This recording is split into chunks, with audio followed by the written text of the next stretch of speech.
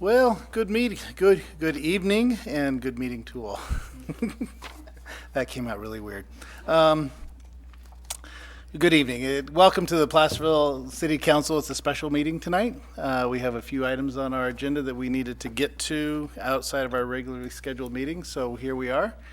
And so we thought we would also put in the ARPA as well. So we have a few really interesting and good conversations to have this evening. I'm looking forward to this meeting.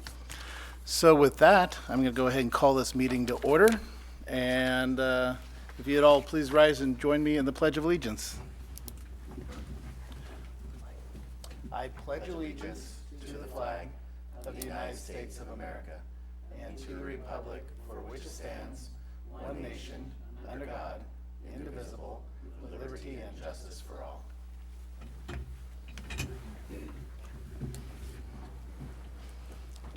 Ms. O'Connell, roll call, please. Thank you, Mr. Mayor. Councilmember Borelli will be noted as absent. Councilmember No. Here. Councilmember Zaragoza. Here. Vice Mayor Taylor. Here. Mayor Thomas. I am here. Thank you. All right. There are no announcements or presentations to the public. Could I get a motion to approve the agenda as presented? So moved. I'll second. All right. All in favor? Aye. Aye. Aye. All right. So tonight, with this special agenda, we will not be having public comment on non-agendized items, just for note to the public. We will have comments on all the agendized items, though. So we will be doing that. Just wanted a little note. I think everybody here kind of knows the routine. With that said, we're going to move on to our discussion items and adopt the item number 5.1,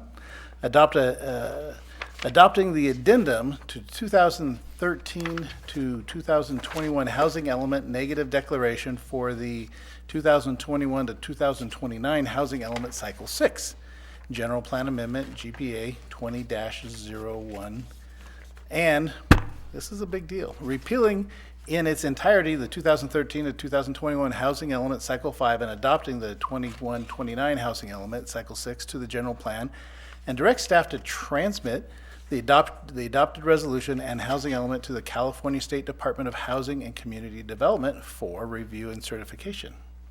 And this is going to go over to Mr. Rivas. Thank you very much, Mr. Mayor, members of the council.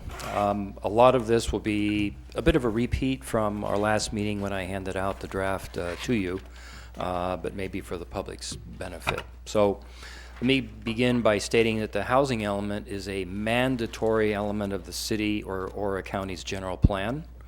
Per state law, the city's housing element must be updated every 8 years. Housing elements cover an 8-year update cycle. The current housing element, which was the 5th-year cycle, had a planning period from 2013 through 2021. It will end this year when this one's adopted. The draft before you will cover the planning period from 2021 through 2029. To remain on the 8-year update cycle and to avoid having to update the housing element every 4 years as opposed to every 8 years, the City Council must adopt a housing element update by September 12th and submit to the State Housing and Community Development, or HCD, for certification. All housing elements within the state must be sent to HCD for certification, and a certified housing element allows the city to be eligible for future state funding for community development purposes. The housing element is the city's strategy to provide housing for all its residents. The housing element update, draft update comprises 2 components. One is the policy component and the background information component. The policy component includes the city's goals and policies and implementation programs that are geared to meet the city's housing needs for the 8-year planning period. These programs address 1, having a land inventory to meet its share of future regional housing needs. 2, to facilitate the development of housing for special needs households, including those of lower income, those with disabilities, seniors, veterans, large families, female-headed households, those needing shelter and farm workers. 3, to preserve our existing housing stock. 4, to conserve existing affordable housing opportunities. 5, to promote energy conservation. 6, to remove constraints to the development of housing, and that typically means removal of governmental constraints. And then lastly, actions that the city will take to address fair housing issues of discrimination, that provide educational materials and provide resources regarding fair housing rights, responsibilities, and services, promote and facilitate public engagement on fair housing issues, and close gaps in and promote fair housing access to opportunity. A key component of the housing element update is addressing and planning for the city's regional share of what we call the Regional Housing Needs Allocation, or RHNA, for the next 8-year planning period through to the year 2029. This regional housing share was determined by SACOG, the Sacramento Area Council of Governments, through its Regional Housing Needs Plan, which was adopted back in March of 2020. A total of 259 units were determined as the city's fair share of regional housing need for this planning period. These units must be planned for during the 2021-29 housing element planning period. The RHNA is divided into 4 income categories that are established by the State Housing and Community Development that are based on a percentage of El Dorado County's median income, or AMI, based on household size. For the housing element, the AMI for El Dorado County is approximately $80,000 per year. To break down those numbers of units, 56 units are required to be planned for the very low income category, which is less than 50% of the county AMI. 34 units are for low income category, which is 51% to 80% of the county AMI. 50 units for moderate income category, which is 81% to 120% of the county AMI. And then we need 119 units for the above moderate income category, which is greater than 120% of the county AMI. Staff began preparing the draft Cycle 6 housing element in the early part of February of 2020. Community input was gained primarily from 2 questionnaires, one regarding housing goals and policies, and a second questionnaire focused on fair housing and community resources. The first, what I would call the first staff draft, was sent to the Housing and Community Development back on May 14th of 2021 for their review and comment. These comments were received and they're dated July 13th of 2021 from HCD. Staff then prepared a revised draft for review by the public and for consideration by the Planning Commission. The revised draft showed the changes by underline and strikeout. The Planning Commission held a public hearing to consider the revised draft housing element at their August 17th meeting. The Commission did make some minor revisions to the background section of the housing element. No substantive modifications were made to the policy section. Revisions made by the Planning Commission are shown as underlined and strikeout and highlighted in yellow, so you can clearly see the changes that were made post the Planning Commission hearing. In regards to the environmental review of this document, because it is subject to CEQA, staff has prepared an addendum to the City of Placerville 2013-2021 General Plan Housing Element Negative Declaration that was prepared. The addendum demonstrates that the analysis contained in that negative declaration adequately addresses the potential physical impacts associated with implementation of the proposed 2021-2029 housing element, and that none of the conditions described in the California Environmental Quality Act guidelines section under 15162 calling for the preparation of a subsequent negative declaration have occurred. Policies included in the housing element update are designed to bring the city into compliance with state housing law or to increase the availability of housing sites. The adoption of the housing element makes no physical changes to the environment or creates any land entitlements to the landowners.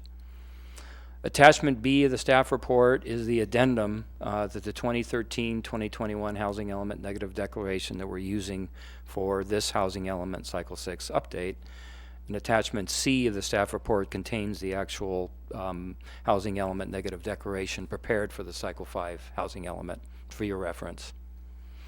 So with that, at this time, staff would make the following recommendations to council, and that's that the council adopt the resolution, and the resolution, adopting the resolution means the council takes the following actions. One, that you find that the addendum to the City of Placerville 2013-2021 General Plan Housing Element Negative Declaration prepared for the 2021-2029 housing element was prepared in compliance with requirements of the California Environmental Quality Act under Title 14, Sections 15162 and 15164 of the California Code of Regulations, and reflects the independent judgment and analysis of the City Council.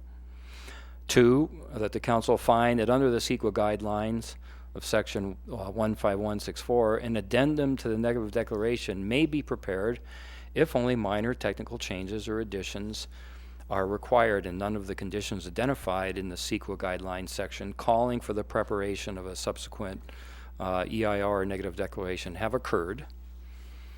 And I would just then further state that this is a comprehensive update to your Cycle 5 element. So primarily it preserves the majority, if not all, of the goals, the policies, and the implementation measures and programs. The majority of the changes are in the data, the background information, which is the bulk of the housing element, which is basically supporting documentation that's required by HCD to support the housing element. So the third finding is that in the absence of substantial evidence to support a fair argument that the project changes may result in significant environmental impacts not previously studied, an addendum is appropriate for the proposed 2021-29 housing element since the conditions set forth in 15162 are not present. And then the fourth item in the resolution is that you would adopt the addendum to the general plan housing element negative declaration prepared for the cycle 6 housing element before you. And then 5, adopt the City of Placerville 2021-2029 housing element, which updates and replaces the 2013-2021 housing element in its entirety.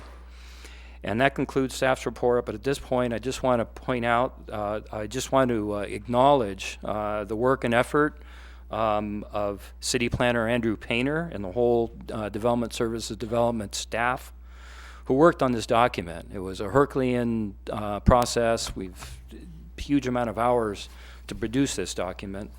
And Andrew managed the preparation successfully and shepherded it through the whole planning process that brought us to this point.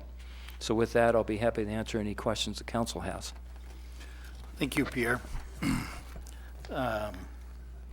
First, I'd like to thank you and the staff for all the effort. This is one of those things that kind of makes my head spin a little bit, and it's a governmental regulation, a mandated thing that an unfunded mandated thing that we spend a lot of staff time on that takes us away from actually doing what we need to do in our community. And that's just the reality of the world we live in, and so that's what we do. And at the same time, I think it's important for people just to understand the level of sophistication that's required and the amount of time and energy that goes into preparing a document such as this. That's just, and I get why it's there. And you know, the state wants to make sure there's proper housing that meets the needs of communities, and we do an analysis. And sorry about that. I guess I should tell Rob not to call me in the middle of the meeting. Yes, Mr. please. Mayor, if I may, I just want to add that we're actually quite fortunate. The City of Placerville is fairly simple in terms of its housing stock. Right. And we don't have a lot of the issues, especially in regards to the fair housing assessment. You may have forgotten, but staff did come before you, and we actually hired a consultant that we had to engage to actually assist the city in preparing the fair housing assessment, which was a new requirement with the Cycle 6 housing element update. Quite technical in nature, the types of analyses that had to be performed, and so that's a good part of your background information. And I recommend maybe spending some time with it, but it shows that we fortunately don't have some of the fair housing issues that maybe some of the large cities face. Well, that's good to hear. There's a lot of details in this, but for now, is there questions for staff? I have one, it's kind of a very specific question, but on page, 11-7, it discusses the anticipated affordable housing projects, and the Armory is crossed out and replaced with 2 parcels on Green Valley Road. And that was the first that I had seen that, and I was just curious what happened with that. Right. Let me think about that, because that was a change that was made, and primarily it was made because we are the recipient of some LEAP and REAP funding, and some of that funding we're going to use for trying to create some affordable housing sites that are entitled, meaning that a developer can come in and not go through any discretionary planning review, so it would be at the staff level. So the 2 things we need to do to entitle a piece of property is make sure it's appropriately zoned. We want to develop some, I would say, more objective design standards, so that would be elevations of what the apartments will look like, and then do the CEQA analysis. So we propose on engaging consultants that will do the CEQA analysis and then prepare some elevations for us on the 3 sites. Since the Placerville Armory is a state-owned property, and they're moving forward with entitling the property at the state level. They're sovereign over that property, and so there's no need then for the city to spend resources on entitling that property. So we exchange then another piece of property for the Placerville Armory. That site being the one on Green Valley Road that we determined would be another suitable site based on its across the street from the Boys and Girls Club, proximity to transit, and walkability to employment and services. Okay. But the Armory, those units are still counting towards our RENA allocation, should they be completed? Yes, that is correct. When that will be a 100% affordable housing project, and those numbers will count for us towards meeting our RENA for this planning cycle. Okay, thanks. Yeah. Yes, Patty? Mayor, the property you're talking about across the street from Boys and Girls Club, is that where next door to the animal hospital? Yes. Didn't we make that commercial? We did. I believe that property has gone through a number of different iterations. I believe that property was originally commercial, and then it was changed to residential. There was actually a senior project that was approved and entitled on that property, which has long since expired. And then the council rezoned it back to commercial. And staff felt, and a lot of this is due to, over the years, we've looked at different analyses prepared by HDL and other consultants, and they made the determination that maybe the city of Placerville we have too much lands that are zoned for commercial. So we just felt that maybe this area would be more appropriate for an affordable housing project based on those other criteria that we looked at, mainly the Boys and Girls Club is there right now across the street. You have the walkability of that area. You have services and employment there. So it really was a very suitable site to look at an affordable housing project. So with that, I want to, and this is something I think I talked a little bit, and I think council counseled us not to get overindulged because I was just passing out the document. But I was talking about what I think is probably one of the more successful measures that we did in order to get a developer to come in with affordable housing. If you recall, we created what was the R5, or was a very high-density multifamily zone district. And we tried to apply it on some lands that were owned by a bank off of Mallard. That was the Rigid Orchard Hill. And that bank felt that we were constraining them, that there wasn't a market to build this higher density, and so they were challenging us with inverse condemnation. So we found another jurisdiction that created what's called a affordable housing, or an affordable housing opportunity overlay. So what that overlay does is it lays on top of the base zone district, so the landowner retains the ability to develop in that original zone. So in this case, it'll still be zoned commercial. If somebody comes in with a very viable and a great commercial project that the city can embrace, they can move forward with it. But if another developer comes in and wants to purchase that property and develop a affordable housing project, they can do that with under the overlay. So you get the best of both Best of both worlds. worlds, okay. Yeah, so it Well, I doesn't. remember when all that happened, and I remember that at the time, the council was really upset that we were losing commercial possibilities. And, so that's when it was reverted back to commercial. I distinctly remember all of that. So, but this is, and now that you're kind of refreshing my memory that we can do both on there, so. No, you're exactly correct, because you probably remember I was part of that decision-making, you and were. I had to do a lot of gyrations, I know. convincing staff that this was the right thing to do.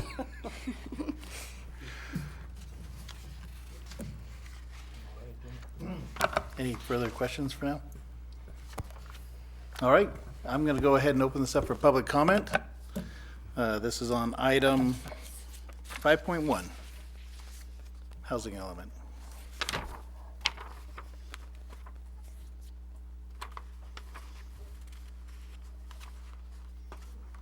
Oops. Am I on? Yeah. There you Sue go. Rodman, good evening. Good evening, Sue. And I'm a resident of Placerville, so I'm affected by whatever happens with housing elements. And it's, to me, the housing element is an important part of the city's general plan because it sets up a major part of the city's atmosphere and appeal. There are too many people who work in Placerville and would prefer to live here, but there is not enough housing to provide for our workforce. I hope this Cycle 6 housing element will help our city enable more housing that is affordable for those who work here. I have 3 concerns, and they may be more on the implementation side of this. I have a concern that we continue the ban on Airbnbs in residential zones. It helps preserve housing stock for residents, and it keeps the fabric of neighborhoods intact. I'd like to see us preserve our landscape integrity by not allowing steep slopes to become a series of cuts and fills. And I hope we ensure that all new streets are 20 feet wide to allow for evacuation and emergency vehicle access. And those are my comments. I think overall it looks pretty good. Thank you, Sue. Any further comments on the housing element? Good evening, John. Jonathan. Mayor and council. There's a couple things I wanted to mention. Jonathan Gainsborough. We spent 4 hours with the supervisors. I'm glad this will be a shorter meeting for all of our sakes. I just wanted to mention that in the 2013 8-year housing element of the county, there was a comment that I challenged the supervisors to at least repeat, if not improve on. And that comment was that the supervisors in 2013 put this in the housing element. They said, we commit ourselves to in the next 10 years to eliminate the homelessness in El Dorado County. I thought that was very brave, and it was quite stellar. They didn't choose to repeat it, but we did bring up the issue. One other thing, as I see the accretion in the minutes passed rather than reducing. In the point in time count, I let them know, and if you would speak into this as well, There is no pagination. There is a index with page numbers of the different components, but there is no pagination in the bottom left corner. Daniel Del Monte challenged me in the Zoom, but I went again to the microphone and said there is no bottom left-hand pagination, as he claimed to correct me. So that's a small item, but it needs to be corrected. I failed to bring up to them the fact that in Diamond Springs, kudos to Rebecca and to your green lighting, Highway 50 to allow no backup at the lights during the evacuation, heavy continued traffic flow. I failed to bring that up to the county supervisors, but could you please bring it up to whoever would be in concern at Diamond Springs? Because my friend was there this morning, who he said it took him, what did you say, Jane? Took him 20 minutes to go from. Yeah. Right. Jonathan, could we keep it to the Yeah. housing element Okay, here? so, yeah, sure. Thank you. And then just the last thing, I was driving home and came around the corner on Upper Broadway, and I just am begging for something to prevent another pedestrian fatality. Somebody was walking across the line, and I've been told you can't do a crosswalk, you can't do streetlights, you can't do a roundabout, you can't do speed bumps, you can't do radar enforced, but we could have a sign or something.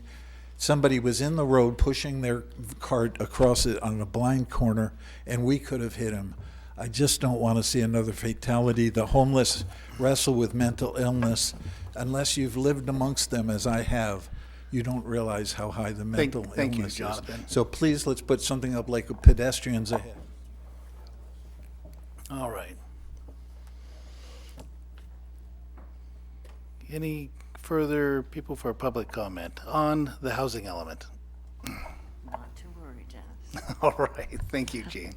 Okay, my name's Jane McGinnis. I wanted to, first of all, I am so excited about the idea of 2 pieces of property on Green Valley. That is just amazing. I spent most of my professional life in rental housing, and a lot of it had to do with bond properties that are 80-20, 20% dedicated to very low income. It's a unique tenant base with very specific needs. We have got a ton of people here in El Dorado County and in the city of Placerville who are bagging groceries, who are cashiers at Target, who are dog walkers, who are bartenders, and they are paying, in many cases, over 50% of their take-home pay on rent, leaving very little for food and insurance and gasoline, which has now almost doubled in price since the last election. We need affordable housing so badly. We're also reaching out through the negotiation for this local motel, and the whole idea of Project Room Key is to graduate people into a more normal life from the streets. We ran into a roadblock in that we had no place to put them. We had great success with the program, but no place to put them because there was no affordable housing. So I just wanted to say that I think anything that we can do as a city to encourage developers, including fast tracking, including waiving some of the permit fees. Essentially what I told the board is the same thing that I would want to tell you. If you have land, turn the tables around instead of waiting for developers to come to you and propose things. Go start romancing the developers. Have we got a deal for you? Come build affordable housing in Placerville, because pretty soon we're not going to have employees for our small businesses, and how can we ever bring them back? How many places have you gone in the last month and seen a sign, "We're hiring, come and work with us"? It's a real emergency for the small businesses. So anything that we can do to bring more affordable housing, congratulations, that's wonderful. Thank you. Thank you, Jane.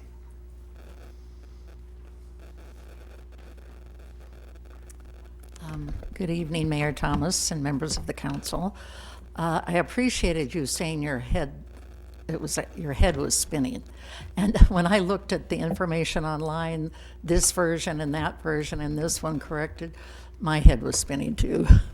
I wanted to mention too that on the cover it seems to have a picture of Eschaton. I wondered if there was something else we could put on the cover instead. I started my involvement in the city of Placerville as a member of the General Plan Committee in 1986, and I was a member of the Housing Committee. And I have the, it's called Viewpoint by Mayor Carl Borelli when he invited the people to come. And one of the things he said, we will permit moderate growth, but preserve our beautiful environment and historical character. I'm looking at Goal A. I'll just read it. You don't need to look it up. So the city will promote infill development by identifying suitable sites, design goals, and potential incentives. And yet I read in the document that throw out design standards, throw out this. I'm just exaggerating. One of the things that I feel about low-income housing is it needs to be a nice environment for the people that live there. So many places throughout our state even, they don't appear to be nice environments. So whatever the city can do, if there's a list of things that can be suggested to people to make it be a nice environment for the people that live there. Traffic, as we, grow because we need to, how is traffic going to be addressed? I know these are separate from what you're doing tonight, that this is just more or less a formality for the state of California, who will tell you what more you need to do besides what you've done. Mm-hmm. How are we going to get this list of things, that creative ideas for people, and even encouraging inclusionary zoning, how there could be cottages, how we could build smaller homes. I know in Sacramento, the area of old Sacramento that have 2-bedroom, 1-bath houses are very popular.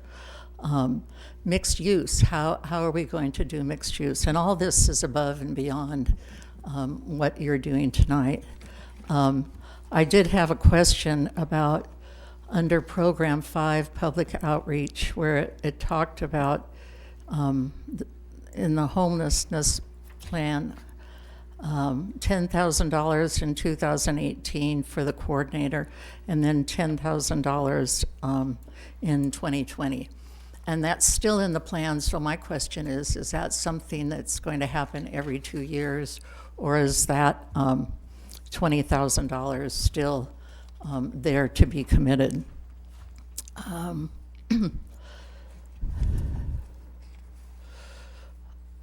On the one that says under employee housing, where there's one parcel in the city that's approximately 21 acres, and it could consist of no more than 36 beds in a group quarters or 12 units or spaces.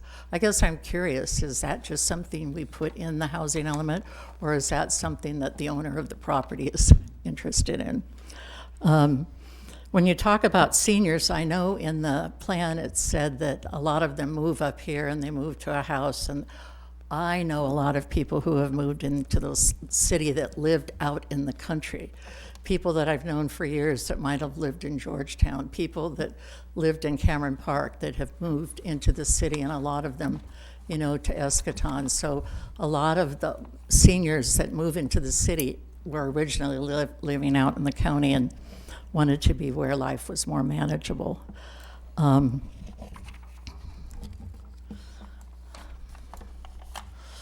noticed in there it talked about code enforcement for substandard housing, that it's really on a complaint basis. I believe it was for the housing. But I hope when the city sees things that aren't right that they report it to, so that it can be fixed, because people have confidence and they feel that the government is looking out for them. But if they're the only ones that have to look out for themselves, the city needs to take care of things that it sees that are not right either.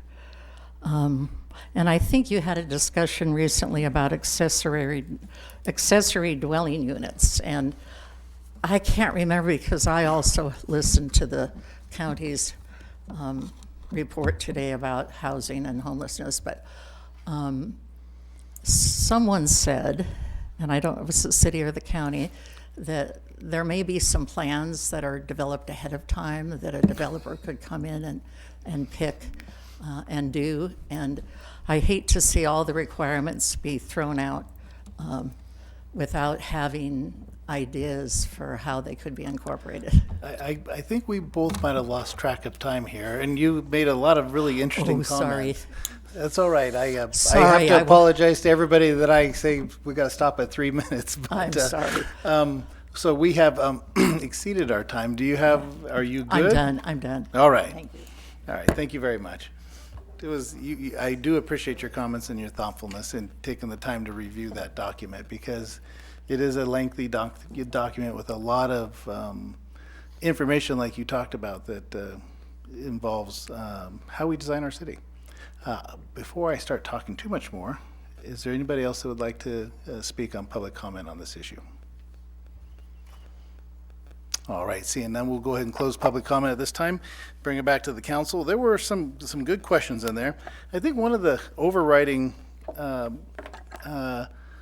things about this housing element is that it's a suggestion for people to come, and most every community produces one of these. So every community has a housing element that contractors or developers can go and search and find the best opportunity for them to develop, make money, produce, to build. And so we're in a lot of competition with a lot of other cities. This is not the only one. And you know, you make a good point in terms of courting some of these people. But the reality is that I've had conversations with developers.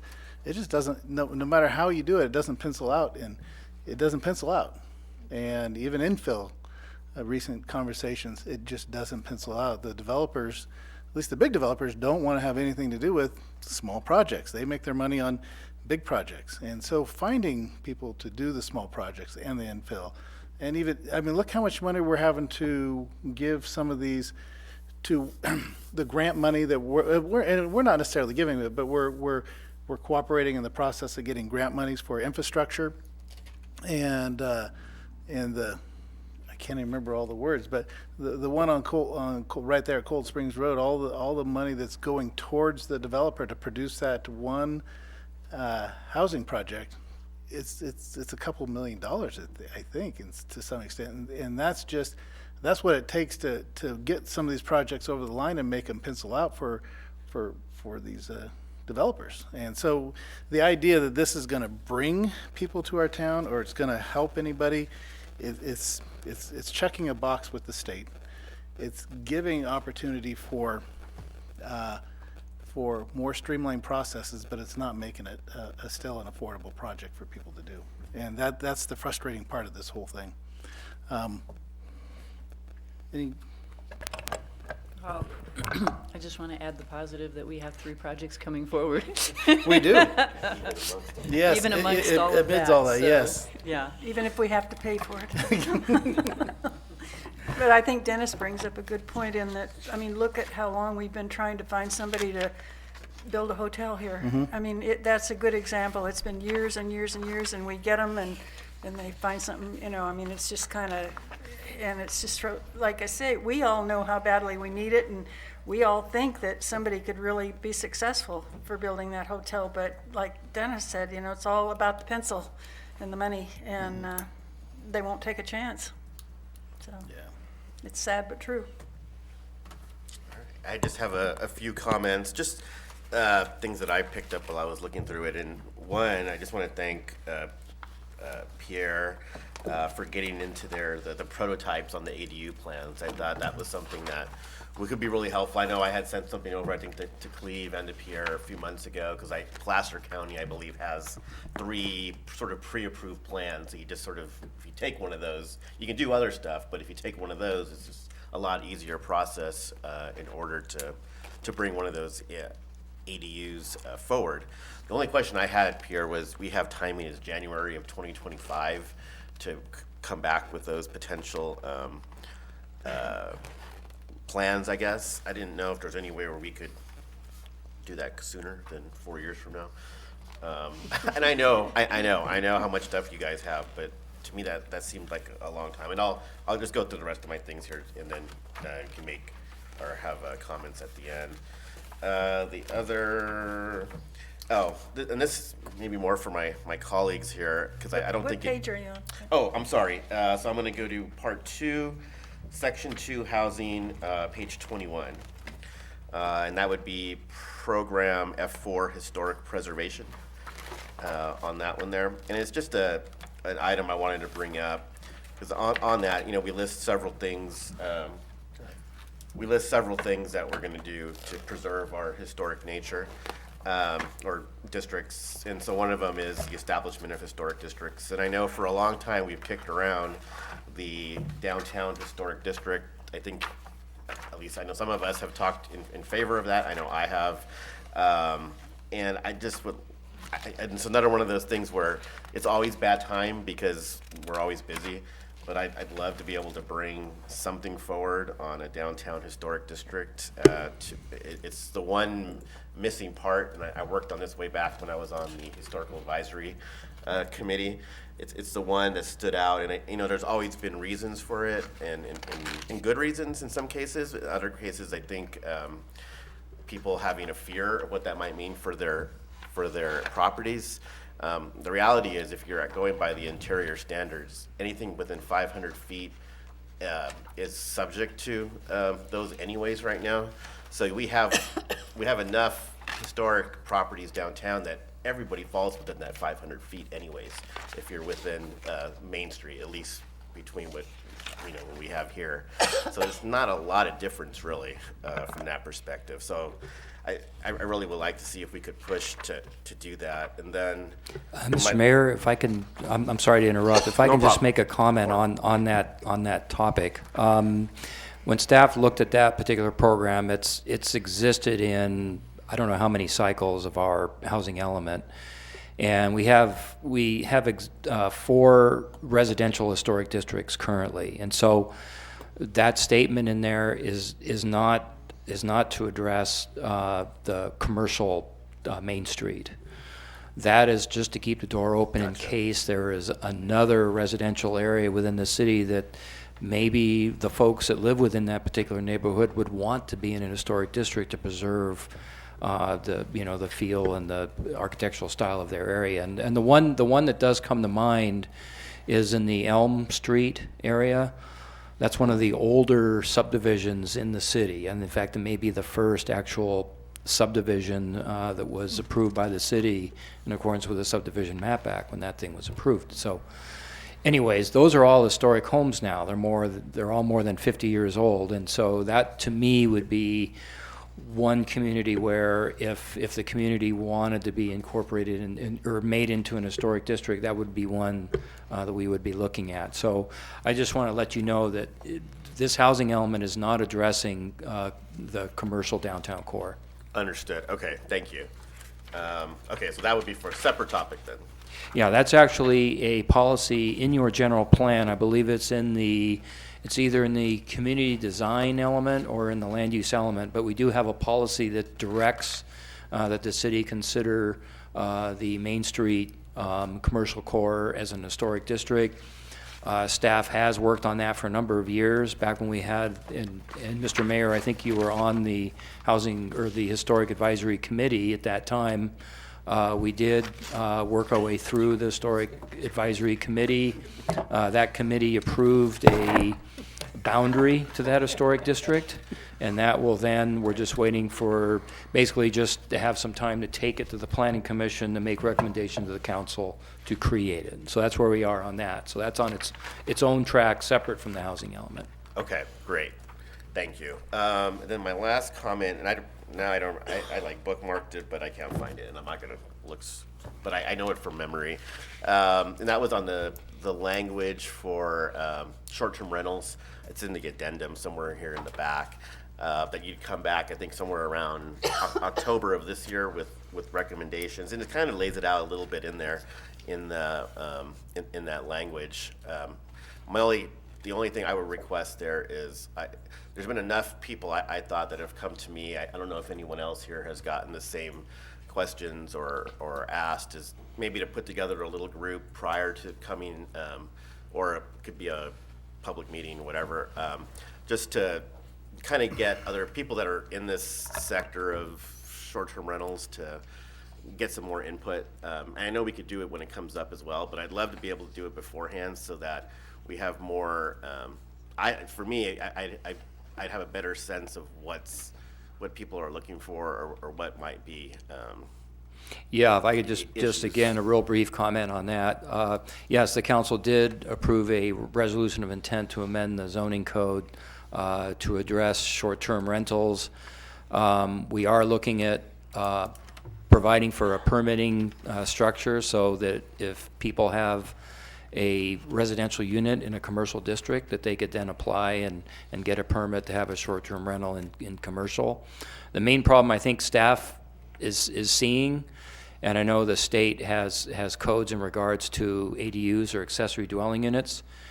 We see a real desire for a lot of people coming in, buying homes, and either they want the entire home to be an ADU, or a short-term rental, or construct an accessory dwelling unit and turn that into a short-term rental. Well, under the new state regulations, the city is required to levy impact fees on that ADU that's proportional to the main dwelling unit. So that's a pretty good incentive, because it substantially reduces the impact fees that are paid to these short-term rentals, or to these ADUs. And I think when we look at, we're essentially going to subsidize these ADUs, well, I think we need to look at subsidizing for housing, affordable housing, and not for a commercial lodging facility. If somebody wants to come in and invest whatever, staff's perspective, it should be on their dime, not on the city. Yeah, that makes sense. That actually was, so here it is, I found it. It's Chapter 2, Housing, Appendix B, 67. It's the last paragraph there. It kind of lays out essentially what I think staff's going to come back with in terms of potential recommendations. That's why I just wanted to do something to get more input on that item. And then, if Pierre, if you did want to then just address the 2025 on the plans for prototypes of ADU plans. Sure. If the council would like us to, bring that forward, we certainly can. You can maybe pick 2022 or 2023. Yeah, I'm not asking for That's an easy 2021, change that we can make. Yeah. Not a problem. Awesome. We have Thank a lot you. of examples of other jurisdictions that do just that, so we will mirror what these other jurisdictions are doing. Awesome. Thank you. All right, thank you. Vice Mayor Taylor? Well, there's so much in here. Where to begin? I was really struck by the fact that since 2010, less than 1.5% of all of our housing stock has been built. That really stood out to me. It's like building has stopped since 2010. And it really shows the need to encourage and make it easy and clear for people to build homes. I'm really happy about all the resources for affordable housing and accommodations for affordable housing. I think that's really important, and I'm thrilled that we have 3 projects in the pipeline that is going to take care of our entire Cycle 6 RENA allocation requirements. I think that that's great. I really want to see more homes for first-time home buyers and moderate income homeowners, and it seems like the focus of these RENA allocations really fall heavily on making affordable housing possible, which is also important. I wish that there was more that we could do to help with lower cost market rate homes. But I spoke with Pierre quite a bit today about that, and it seems like this is not the place to do that, and the state does not really provide the resources and funding to incentivize that. And at the city level, planning department is working hard to do what they can to incentivize and encourage market rate, moderate income housing. So I was happy to hear that. That's all I got to say about that. Pierre, do you have an inventory, I guess I want to call it, of because, you know, when the recession hit, a lot of folks either couldn't afford and keep their houses or what, but a lot of homes were sold around here, especially little homes. And developers came in, or contractors bought them up, and now they're rentals. Did that sort of make a difference in how, like Kara was saying, that why things weren't built? Is it because of that turnover? I mean, there was quite a few, I think. At least that's what the only way I can pay any attention to it is seeing all these little homes that were so kind of downtrodden and everything, and they've been, you know, they've been fixed up, and I know they're rentals. And I just wondered how that changed what we were doing or what you were planning. I think it all comes down to the market, and we have other market forces that make it difficult to actually build a home. I know we talk a lot about the missing middle, and I think the problem with the missing middle is the cost of construction, the cost of the land. It's difficult then to build a product that's smaller that you would assume to be affordable to that missing middle income. That's why you see in a lot of areas, like you don't go down the slope to the west slope, Colorado Hills, and some of those areas, you see the McMansions. A lot of it is because those are the houses that are more likely to pencil out. And so it was interesting. The mayor mentioned the Cold Springs project, and I think, you know, you're right. I think when you're just relying alone on the market forces, the cost of the land, the cost of materials, the cost of labor, all those kinds of things really add up. And just the carrying cost, when somebody invests in a piece of property, they get the loan and they're carrying a cost. Maybe they have an option to buy the property. That's very costly, and that's why I think the housing opportunity overlay really was successful, because it eliminated that lengthy carrying cost, because they can immediately start going into construction. They don't have to go through an entitlement process. It could take a year, and then if you have public opposition, then they got to battle that. A lot of people, they don't like the sound of an affordable housing project. So when the city can entitle the project so it's turnkey for a developer, I think that wins a lot. But I think even beyond that, it's just the fact that the state has made a lot of funding available. So I made some notes here. I had them both from Mallard and Cold Springs, but since the mayor brought up the Cold Springs affordable housing project, that project is getting $820,000. It was an HCD called the Competitive Permanent Local Housing Allocation Program. They have a not to exceed infill infrastructure grant, not to exceed $3 million, that will do all of the infrastructure to support that development. And that's gonna help create 82 units that will be 100% affordable for those earning between 30% and 60% AMI. So that's a really good project. And then the thing that really made it pencil out was the multifamily housing program, the MHP program, and that's for the vertical work, the actual construction. And they received $13 million for that.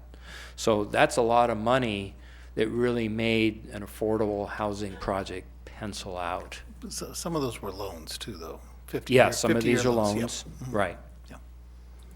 But I mean, you can see all the different sources. And again, a lot of this work wasn't because of staff. We were just fortunate that it was alignment of the stars, that we had a consultant that used to be the director of HCD that was able to connect with a developer that was very interested in doing affordable housing projects. So sometimes when you have things line up like that, we can actually see affordable housing projects happen. And these sort of the same grants were also achieved for the Mallard affordable housing project too. And that one's gonna build 72 units that'll be 100% affordable. And then of course we have the Placerville Armory, which is 82 units, 100% affordability. So we're very fortunate because we really haven't built any affordable housing. I just have one more question. Pierre, the bill, the SB 9, Yes, I'm familiar with that. how is that going to affect anything that you're presenting? If that's allowed, if it does, if the governor signs it?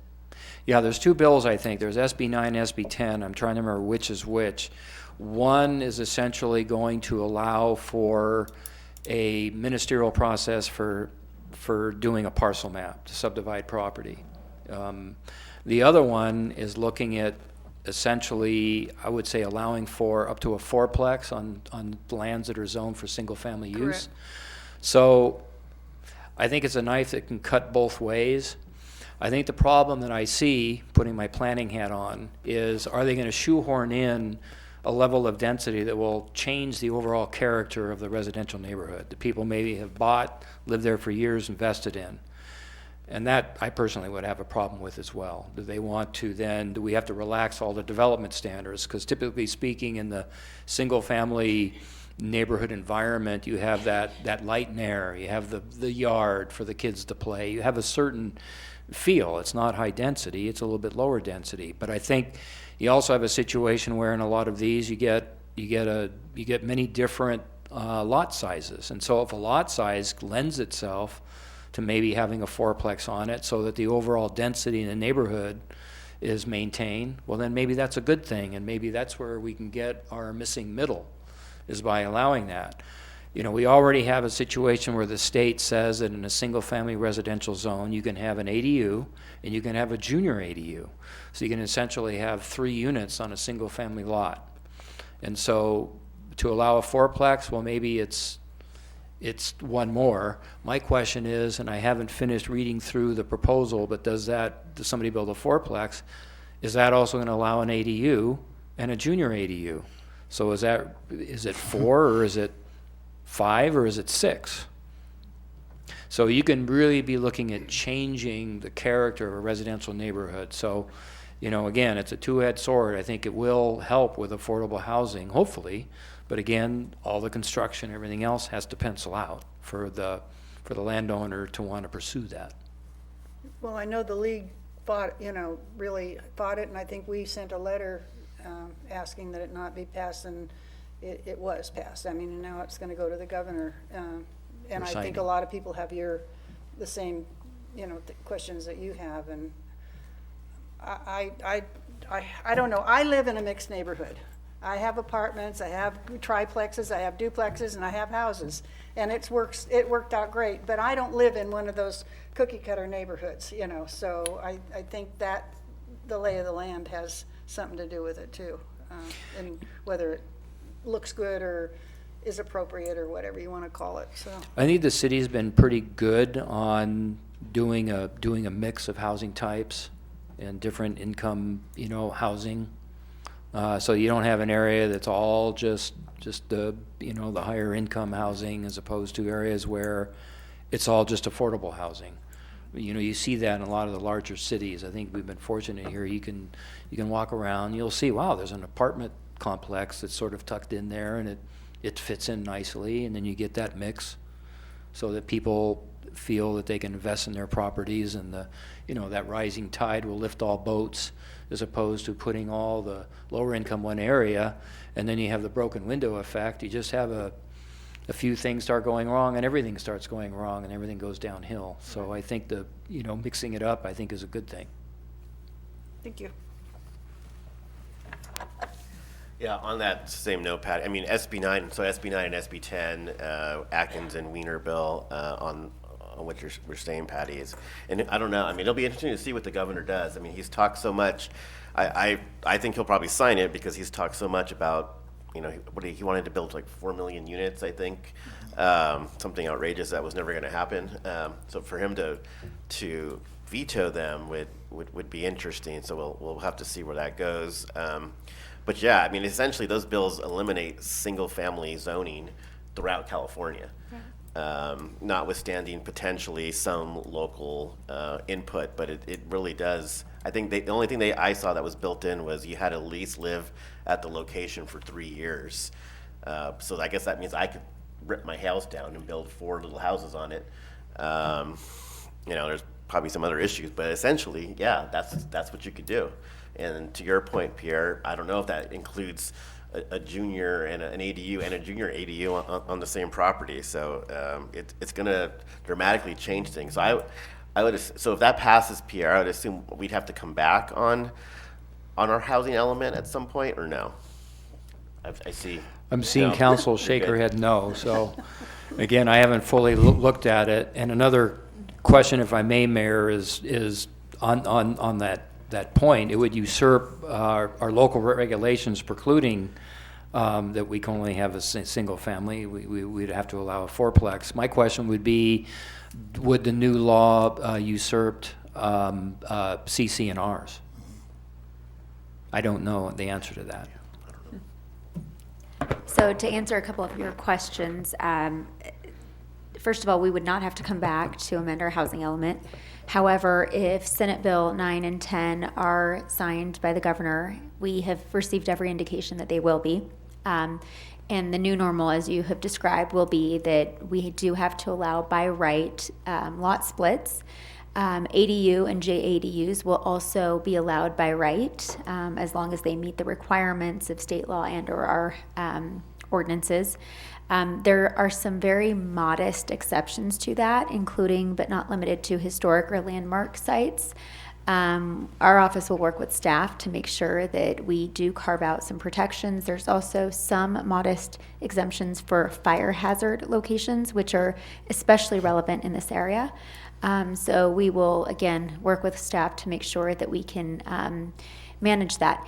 The one good thing, however, is that assuming that we're going to be operating under the passage and adoption of Senate Bill 9 and 10, to the extent that the city actually processes applications to allow additional housing units to be built, those numbers could then be used towards our next housing element update and demonstrate to HCD that we are actually complying and that the ADU JADU program is one way of meeting those RENA allocations. Thank you. So that other historic district you're talking about, Pierre, I think we got to start. That needs to come back maybe a little bit. We're all faster. going to create a historic district. Yeah. Thank you. That's great. Thank you, Michael. I would imagine that the entire town of Placerville would fall into the high fire danger category. I would think so. And so Yeah. it will be interesting to see what happens with those. Could I ask Pierre one more question? Oh, you already said one more. Pierre, do we ever, through all these mandates, government mandates, et cetera, we're small. We're pretty much built out now. Do we ever reach a point where we just say, we can't? We have no more room? We can't do what you're saying? Sorry, I was Oh, that's muttering good. under my breath, sort of. So the way that SACOG and Council of Governments, in this case it would be SACOG, does look at housing allocation is based on the availability of land. So when land is fully developed, the allocation attributed to the city is lower. So for example, Placerville's number are significantly lower than, say, Sacramento, because Sacramento has a lot of undeveloped land. And so that will continue to happen as we develop. Yeah, and I just may add, if you look through in the housing element, we have more than adequate lands available to more than provide for the housing allocation for this cycle. That always boggles my mind We when have you say plenty that. of land. It just Plus, doesn't- we also have areas that are within our sphere of influence, and we haven't even needed to really look at our sphere of influence areas for additional places for housing needs. But, in the future, we could certainly look at that. Yeah. Thank you, Patty. Any further questions or statements or, okay. I heard a lot of things tossed around tonight, and it really brought this whole fire and the fact that there's so many houses that were lost in this fire, and the fact that so many people are displaced and no housing. I mean, we to begin with, we have no housing, or a complete shortage or availability of housing in our market to accommodate the existing residents of our community, let alone now 400 people, 400 households that are 400 plus households that have been destroyed in a fire. And Winnie and I were sitting down, you know, the things we think about on our days off. We're contemplating what it looks like for the county and the city to come to a place where we can help these people in a meaningful way, and what that looks like in terms of having conversations about. And this is loosely related to the housing element, but it is in that having those availability of houses for one, for their existing people, and then two, for, you know, flexibility in the needs. And it was really sobering to sit there and contemplate what that looks like to provide housing. We don't, you know, with the number of homeless we have don't have enough housing for them. And yet, you start going down this rabbit hole and you look at the costs and expenses. I'm sorry if I'm being a little downer again, but it's just, you know, when we sit here thinking about this, it makes me, you know, we talk about design standards, you know, we're talking about short-term rentals, we're talking about all these things that involve how we want to be as a community and how we want to set up our community to be successful and to support those that want to live here and those that work and want to live here. And it's a sobering conversation that we had, and there's also a lot of dose of reality there too. And so it fosters the idea of coming back and having some of these conversations about, one, how we can help support people, how we can still blend it into our community according to our general plan, and you know, like Carl said many years ago, we want to maintain our character and yet still provide for this level of housing. And so I do think it begs the question that we need to consider beyond the housing element too, of how we do that. And a lot of, you know, I think Kathy, you know, hit on some things too that really weren't about housing element, but they were about housing for our community. And so this kind of just spurred on a lot of thought and a lot of consideration for our community, and how we as a council can respond to the needs of our community. And also, you know, while the housing element, we check that off, we check that box, but there's a whole nother level, and it just brought that You to know, mind. Dennis, one more thing that I always thought about, and I know streets are addressed in here, but we're constantly getting complaints about people parking where they're not supposed to. And we are so short on parking in all the neighborhoods. People just are parking haphazardly. And this always worries me, and I've brought this up many times before.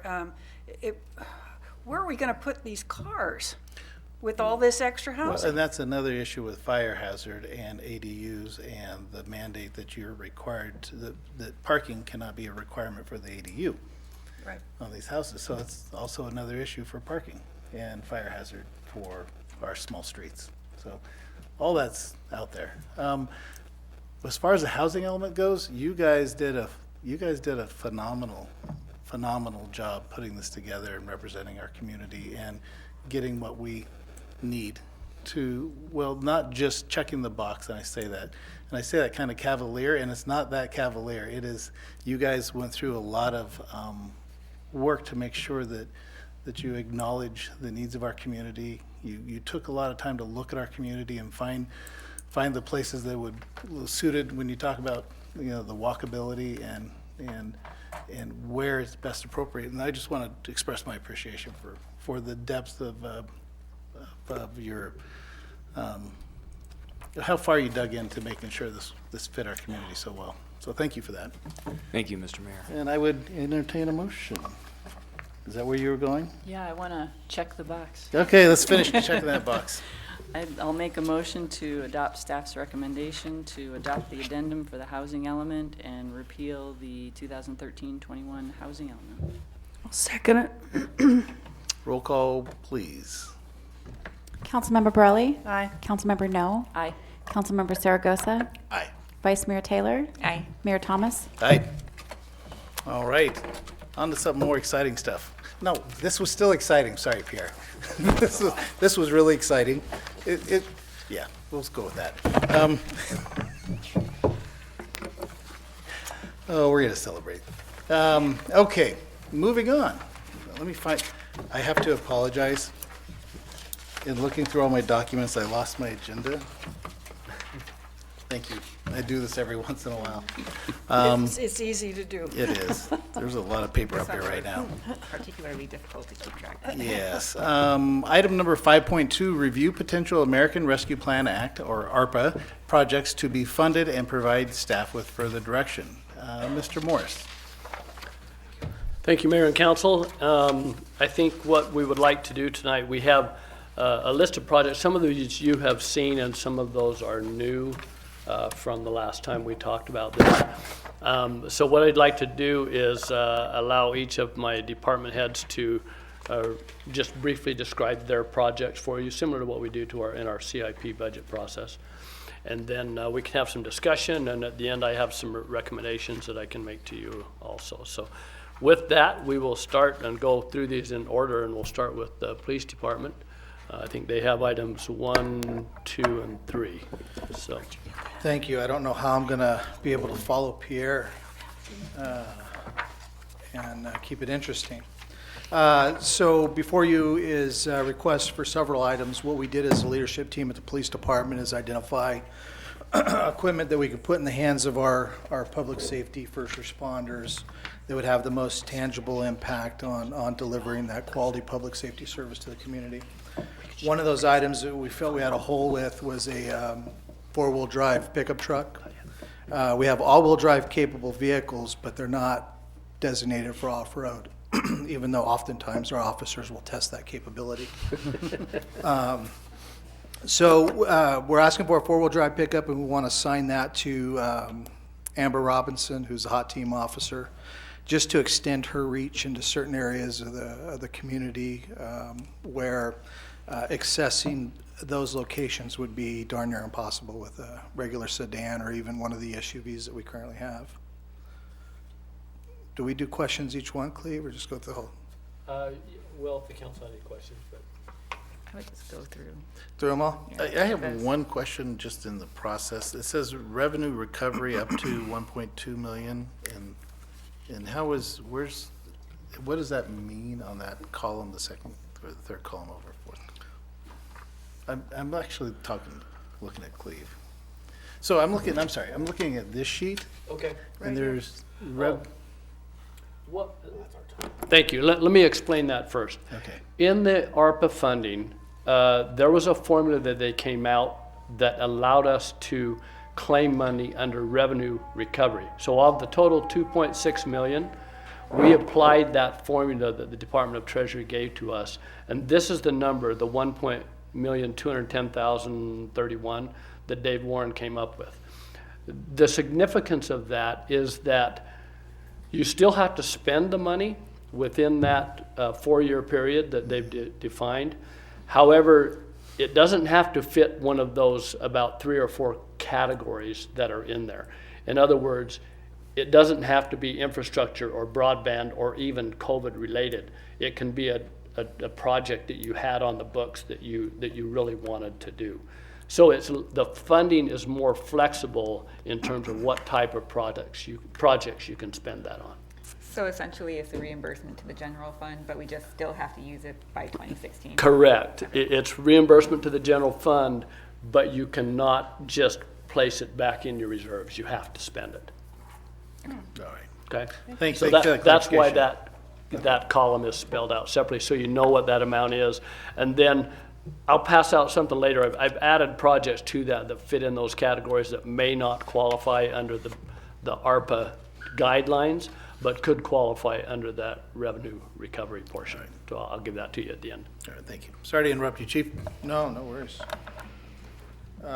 Second item that we're requesting is a mobile modular command insert to be inserted into the back of one of the SUVs for field command operations. We found during the fire that occurred on Quartz Mountain, when myself and my command staff tied in with fire command staff, they had the capability of coordinating multiple units within their vehicle modular system. We didn't, which posed some initial issues because we're tasked with the responsibility of evacuations. So literally, we were changing handheld radios on the back of a trunk of a car and a notepad, trying to coordinate the different organizations that were coming in, the Highway Patrol and the Sheriff's Office. So this item would alleviate that. It comes with radios and a computer insert. Allows us to have our command console right there at the hands of the incident commander for the police department. Next are 2 patrol vehicles. This was part of the FY 21-22 CIP that we initially pushed forward. We did get two vehicles out of that. 2 more were carried over. This is due to FY 2021. We didn't do any purchases for vehicles, and we're currently on a vehicle replacement program that, the way we have it set up now with the mileage of our vehicle and how they're miling out, if we make 2 purchases each year of marked patrol units, then we'll have the sufficient number of vehicles to be able to provide to our patrol staff for responses. And I think that's it. Okay. Moving on, I think Terry. Terry. Yes. Parks and Rec is next.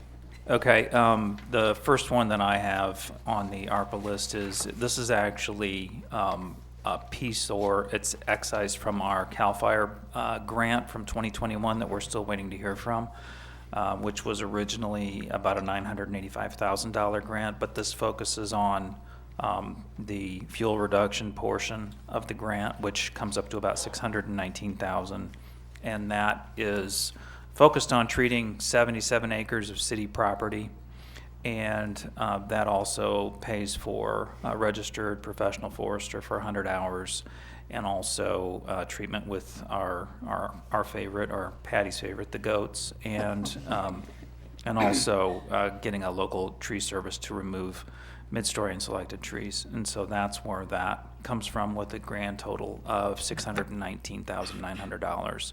And like I said, I just utilized the totals that I had in the grant. So that just is it's put in here in case we do not get that grant as a backup plan. Just comment on that. We don't know when we're going to hear on that grant.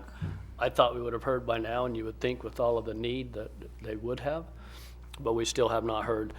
Terry, the total was a little over 900,000, Yeah, it was if I recall right? 985,743. And the remainder of that included equipment for us to continue to maintain going forward. We didn't include that in this just for dollar values, but just for your information. That's the other piece that we did not include in this. It also had a community element too, didn't it? In the like for us to be able to help those who need help. Yeah. Yes, it did. Yeah, there was $100,000 $100,000 earmarked for that, for grants for private and that folks. is in here, right? In the 619? It is not in here. It is not, okay. No. Okay, that was a matter Just for for your information. This was just focused on the city property. That's for helping low income or seniors that may need help. For clearing? For clearing, yes, yeah. Thank you. Okay, my next one, which is a Lions Park Large Shelter. We've got 2 small shelters that are kind of set at a little bit of a diagonal from each other in Lions Park. And while it works pretty well for the park, we have had several instances where providing a large shelter would be better. And the ARPA funds specifically talk about trying to enhance community by providing a place for socialization and outdoor recreation. And so looking at a large shelter, it would serve that need, and also it would provide, on times like these, a rally point for emergency services location, or if we needed to distribute thanks to the public in that area of Placerville. And we already have a pretty large double gate that opens right to Cedar Ravine, so we could actually access that with emergency or food trucks. And so I calculated that cost for demo and construction of a new shelter to be just a little over $60,000. The final one that I have listed here under community services is the Town Hall Emergency Operations Center. And we've looked at various iterations of this for different funding sources, but it goes back to the fact that it would behoove the community to have a backup emergency operations center, and that would mostly be focused on modifications to this room, and that would be for broadcast video meetings to the public under our PSPS events, and it calls for upgrading our 1950s version video equipment that we have here. Getting new electrical and lighting to support higher technology for our communications, and also working on better security with security doors, new ceiling lighting, key locks. And so that total is expected to run about $50,000. And that's it for community services. Oh, no, one more. Yeah, one more, Terry. Yes, we have the pool sand filter replacement, which was a runner-up but didn't quite make our budget in our budget appropriations this past fiscal year. And it is focused on, we've got 3 large sand filters and a small sand filter that every 10 to 12 years you're supposed to replace the sand, and that has gone on, I think, 16 years now. And it's not that it's going to destroy the system or anything, but it certainly goes toward a higher efficiency of being able to clean and filter the water and pull particulate matter out, and that is around $16,000. And that's it for community services. Any questions? Yeah. Just a clarification, at Lions Park, you're talking about replacing the existing shelters, not putting up a new shelter? I'm talking about, taking the 2 smaller shelters down, and in that footprint providing a larger shelter. Okay, thanks. And that's the gazebos, right? Mm-hmm. Okay, That's correct. I think we call them gazebos here. Yeah. thank you. But it really makes sense, we don't have any public places, we can use that are large enough to do things like that. I think that's a great place to have it. Question, Terry, with that. So if you're replacing the 2 smaller gazebos for a larger gazebo, is it really adding capacity, or is it just kind of trading one thing for the other? Well, if you look at the way that those are set up, and Google Earth's a good way to take a look at them, they're 2 small squares that are kind of point to point. And so there's actually the ability to create at least twice the space that we have for the area that we could utilize. Okay, thanks. Okay, moving on, we'll go to engineering. Good evening. The project first up on my list is our GIS software and training. As you know, we do have the ability to manage a GIS subscription. It's singular. There's one subscription for the whole city, and it's a single user subscription.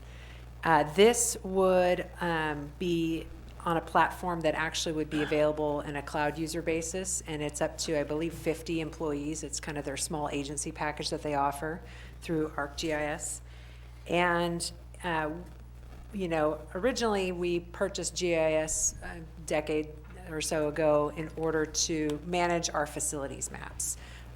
GIS is being used widely now for a whole host of reasons, including emergency operations services. We have still our facility maps, but it's also being used for planning, and it's also being used even for our 311 system. There's an integral part that we can use for our 311 system too. So this first came about around early February of 2020, and then, which is 19 years ago at this point, and then we looked at trying to incorporate it into the budget, and at that time we took a pretty conservative approach with our budget, just because we weren't quite certain of economic impact. But this was an item that was supported by all your department heads to be shared amongst all the departments and used amongst all the departments. So this subscription lasts for about a year, and it's $15,000, and they offer up, what used to be, it was going to be another $10,000 to $15,000 for training, but because of the virtual interaction that we now experience on a regular basis, they're actually able to do the training virtually at a substantially lower cost. I put in a placeholder of $5,000, but I think it's actually going to be less than that. This would be an ongoing annual commitment, and given the services that it supports within the city, probably be pretty worthwhile to look into. That covers that one, and if you have any questions, I'll just move on to the next. Just a Sure. quick comment on Yeah. that. Most of you have been looking at maps and other things related to the Caldor fire. Most of them are done with this type of software and program that sets those up and does a good job and can quickly allow you to evaluate and do things with. And the presentation was given to all of our department heads, I think, except me. I think I Yep. missed that day. And they all spoke very positively of it, just for your information. Yeah, and Mr. Rivas, reminded me as well, it's actually pertinent to some of our maps that are legal requirements, or zoning maps, or general plan maps, and things of the like. So it's pretty, and it's heavily used also, would be heavily used by our finance department as well for utility meter servicing and reading. There's an interactive face there, so when they click on a meter, it can be tied into the GIS system. The data can be directly delivered to billing for that too. So it streamlines a lot of our daily services. That was one of the questions I had. Thank you. The other is does it tie in with the other, like the LiDAR maps and the different maps that we have? Does all this kind of It does. sort of come together? Is it all Yeah. you can common platform, or? Yeah, actually, it can be utilized. That was another selling point for us that the PD actually brought forward, was using it. And originally, it was looked at as a tool as part of the HOT team, and it would integrate with the sheriff's office. And so we looked at that being a positive, and then it went on beyond that into looking at service calls, et cetera, having that capability to be directly downloaded into the patrol vehicles. Okay. One more level deeper into this. Does it give you, for instance, the sheriff's department is using a GIS mapping system for all the houses that have potentially either burned or been, you get a black house, a red house, a yellow house, and it's interactive on the website. Would this be something that would be interactive we could use in terms of for public outreach for projects and things like that? Absolutely. One thing that the folks that we spoke with at ArcGIS brought up was they actually were the ones that were the project management or oversight for the sheriff's GIS. And so we would be able to integrate the two systems, basically kind of you link them under a particular layer or user framework, and then they can share information remotely that way. Okay, thank you. Sure. Next up is our one project that's near and dear is our Corporation Yard revitalization. I know that every member of council has had an opportunity over the years to visit our Public Works Department Corporation Yard, which also serves our Parks Division. It's the location where we have a significant storage of materials, equipment, staffing, and where we pull our operations for facility repairs to not only our sewer, water, and storm drain, but also our road network. We took the effort several decades ago to develop a master plan for the Corporation Yard. Unfortunately, even back then, we'd never had an opportunity to fund those improvements. Here we are several decades later, they're still needed. And they include additional facilities and buildings that will allow proper training facilities for staff, in terms of health and safety management, areas more conducive to being a workshop and making repairs as needed, better storage and suitability for the whole vast functions that Public Works and Parks Division are responsible for. So this really is the heartbeat of how this city is ran is out of the corporation yard. They are the hands and feet out in the public for the city. So this facility would be there to support our staff up there. I do want to remind you that we luckily did have a placeholder reserved in our 2021-22 fiscal year budget, where we were able to, take aside $75,000 amongst various funding sources and put it in our sock drawer for our, future plan to work on the corporation yard. But this would be through the ARPA program, if it's funded, this would be a substantial shot in the arm to boost out those efforts and get it built. The next project is. Rebecca, Yes. one quick Sorry. question. On your plans that you Yes. drew up 10 years or 20 years ago, Yeah. is there a possibility of doing this in increments? I mean, is there? We're looking at taking that approach too. Public Works Director Stone and I have had a couple conversations about what's needed, what's, critical now, what's a want versus a need, and how do we get those in place. So we kind of have our prioritization list. Well, it's a project that I've really wished we could fund all those many years too, and I would love to see at least get started. It might be, a way to keep us. Thank you. Yes. Along those lines of the 800,000, how much of that is the want versus the need? I'd say at least 75% of it's Is wants, need. or needs, excuse me. Yeah, Yeah. okay. I wish it was wants, but no, it's Okay. needs.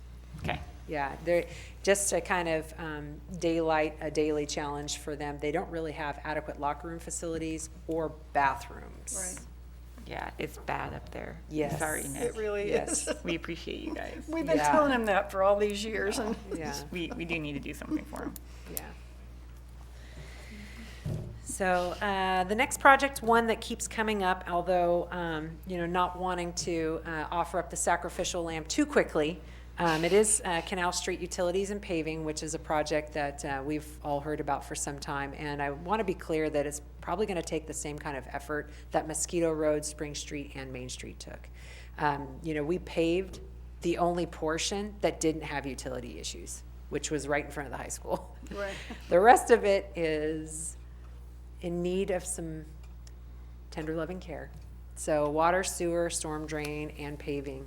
And this would cover the project from B Street to Middletown. So the rest of it, basically. Now, I do want to daylight that staff is looking at a couple of options on how to fund this. We are actively seeking grants. We are actively seeking changing our means and methods too, to maybe a design build format. So we're working through that too. Rebecca, Yes, just sir. real fast, and because I'm trying to remember the original funding, but is there anything else on this, because we have the high school in Markham there, to any type of Walk safe. school funding Safe grants routes that to could, school. where we could Yeah. buddy up with them? So Safe Routes to School pretty much evolved into the ATP program. We've been very successful in the ATP program, and I could see us putting in an application for this in their next call for projects. I thought you already had looked into that, because I remember I suggested it a long time ago. We But did. it's mostly sidewalks. It isn't is, and Yeah. it had to do, the only reason why an application wasn't submitted was because we had hit our bandwidth capacity for engineering staff. So, we submitted an ATP application for Placerville Drive, but I gotta give credit where credit's due, and our consultant did it for us. And they said, here it is, review it, and looked great, and we got funding, which was wonderful. But yeah, as far as Canal, we don't have a consultant hired yet. We do have some funds in the coffers for survey work and initial RFP, but that RFP could potentially evolve into a design build RFP. So we're looking at that too. So clearly, this exceeds our ARPA funding. That's kind of why I was putting it out there right at the gate. Is this a red herring? So that Yeah, we a little can bit. Throw it away. But and it's okay? but it is an important project, and we are pursuing it. We just, when it was asked of the roadway projects, this was the one that was needed to get addressed sooner rather than later. The rest of the larger ones, we actually have funding for. Broadway, Placerville Drive, they're funded. Well, thanks for bringing it up. Sure. The question I have is, does it really apply to ARPA in this? Oh, absolutely. ARPA is, well, in the sense that ARPA does include water and sewer as eligible projects. So, and there's quite a bit of that utility work that needs to be done on this. So my point I thought, man, do we even include this in here? It's such a, but if you consider, if you got ATP money, ARPA money, and Measure LH money together, you slowly chip away at that, and maybe there is a possibility there. So we put the full amount in there, realizing that obviously we don't have $3.5 million to put towards it. But there may be an opportunity to look at it for partial funding, that then we work on grants, Measure H, Measure L, et cetera, to complete the funding. Sure, you never know.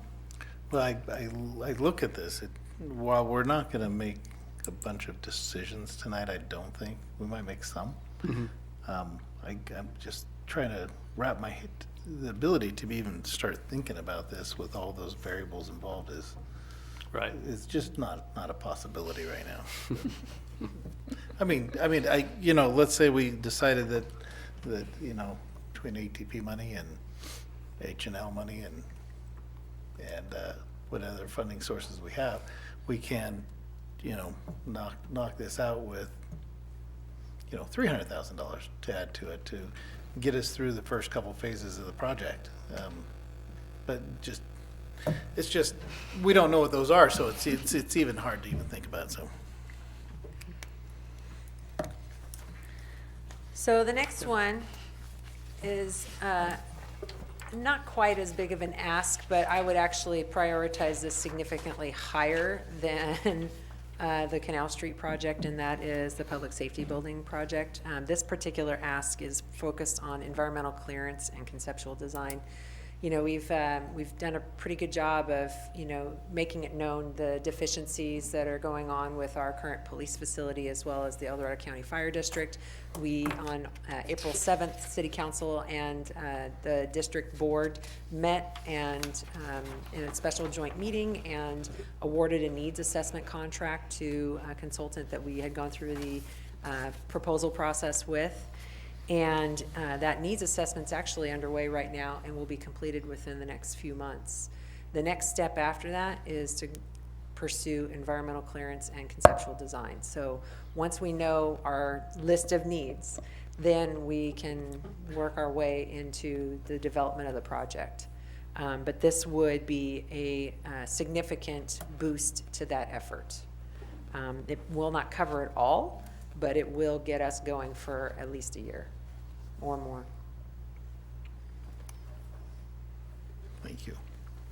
And that concludes my projects, or our projects. Thank you. We've got a question here for you.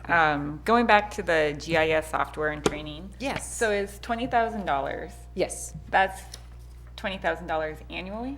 No, 15 annually. Okay, so,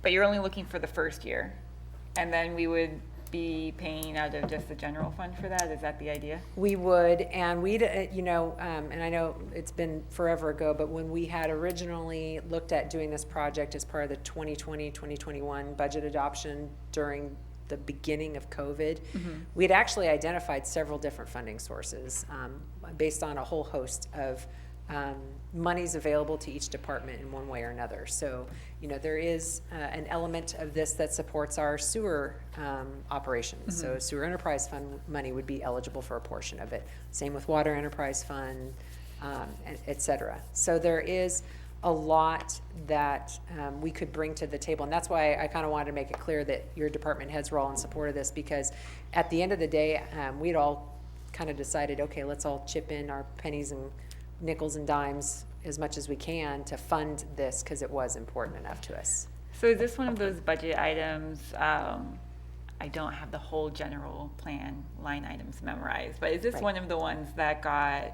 crossed off? Yes. To review at a later time? Yes. This is one of those? It was, yes. Okay.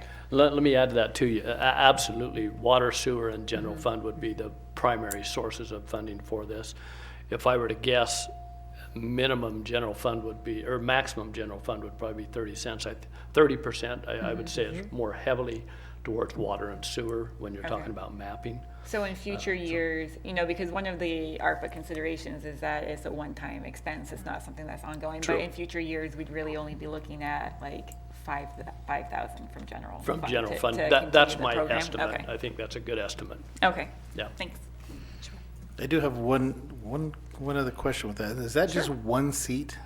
No. Okay. Right now, we only have one seat. The one seat costs us $1,500. Okay.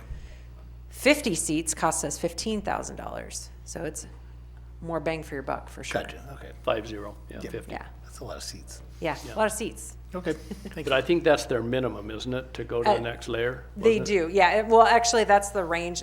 You can get up to 50 seats. It's part of their small local agency government Right. package that they do. Okay. Yeah, All right, thank you. sure.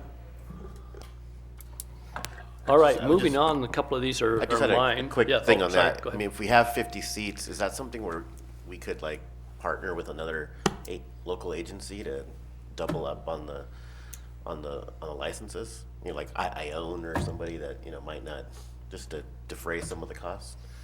We could explore that. Yeah, we can look into it. We'd be I open mean, to if that. we have them, because we're not going to need all 50, so. Right, Yeah, right. We can it's a explore great it. idea. Yeah. Every 3 years, I get one.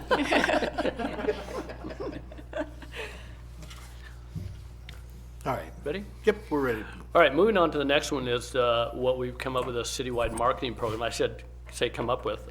We have with us tonight Laura Brentbaum and Jody Franklin. Sorry, Jody, I knew it. It just went blank all of a sudden. Previously, as ARPA funding came out, I talked to them and they asked if they could submit this, and I said, absolutely, submit it, and let's talk about it. I'm not going to go into a lot of detail, and I'm not necessarily, you can if you want, ask them to talk about it, but they're here to answer questions also if you have questions about it. This would market the entire city, additional marketing for our businesses throughout the city. Again, won't go into detail. A lot of it is social media marketing because that's what people do today. I think it would be a great benefit, and this is a program I feel directly fits in line with what the ARPA funding was designed for, to help our businesses and people do better. So that's basically it. I put kind of the goals that are in here that are from the marketing plan. I have a copy of it here if you'd like to look at that. And again, Laurel or Jody can answer questions if you have questions for them. Do you have a 2-minute elevator speech on this one, or? Well, 2 minutes turns into 5, so.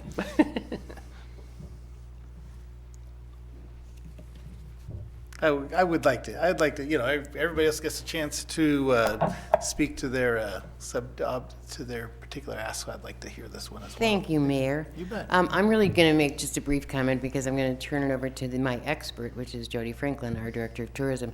But one of the things that, and I don't know how many of you've been able to look at this plan, it's what is now called a marketing plan, we're calling a recovery plan. And this program is a program. And it's important for you to understand that it's not a menu.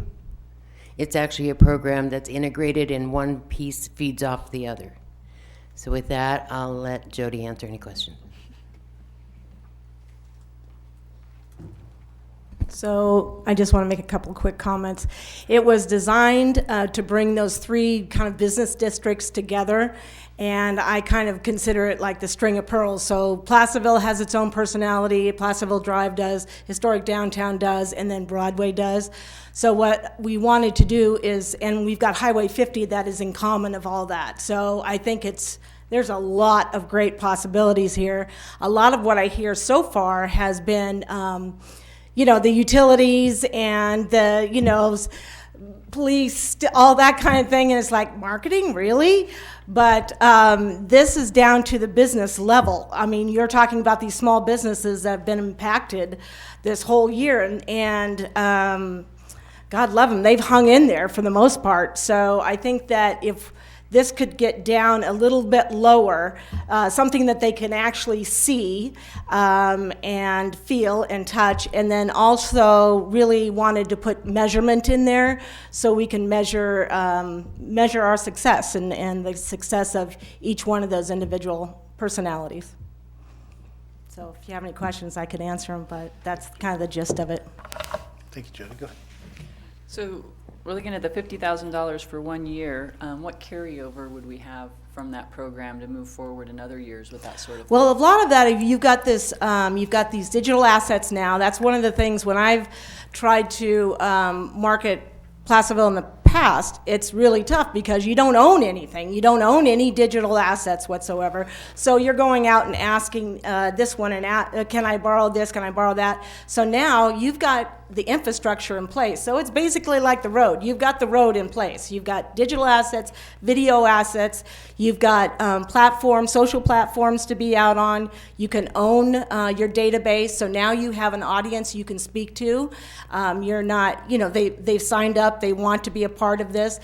You've got an interest, and then you take that information and you move on with it. It's a lot cheaper to do, another great thing next time, right? Or another great thing. So this beginning part, I think, is basically the infrastructure that would carry you forward. And then you do, the sexy campaign the next year, the year after that, a year after that. And after you look at the results, you want to see what's worked, what hasn't worked, because there's never really been a plan. There's never been anything like this that has tied Placerville together. So I would say we definitely need to look at what the results of that and then how you're going to move forward. Thank you, Jody. I think I don't understand it. How can I help? So the program overall, you design it, or this would be hiring a? No, I designed it. Okay, and you present it, or this you partner with somebody, or you hire someone to do the? The Visitors Authority, funded by the county, already has a social media person. Correct. So this would be another layer to that. She's not going to do the same thing for free. But Placerville, I think, has the opportunity for something a lot more specific to Placerville. Okay. And what I think is pretty interesting is, like I said, the different personality of Placerville Drive, Main Street, and Broadway. So I think it would be really interesting to get into those kind of, it's like a family in those neighborhoods, right? And kind of tell people coming on Highway 50, what's so great about that place? Why they need to get off, why they need to spend their money, who's there, kind of the people behind the place. I think all that is, there's a really great stories to tell, because each one of the car dealer doesn't look anything like the downtown, and that doesn't look anything like the Broadway. So I think there's really great stories to tell in that, and integrating this program, I hope will tell that.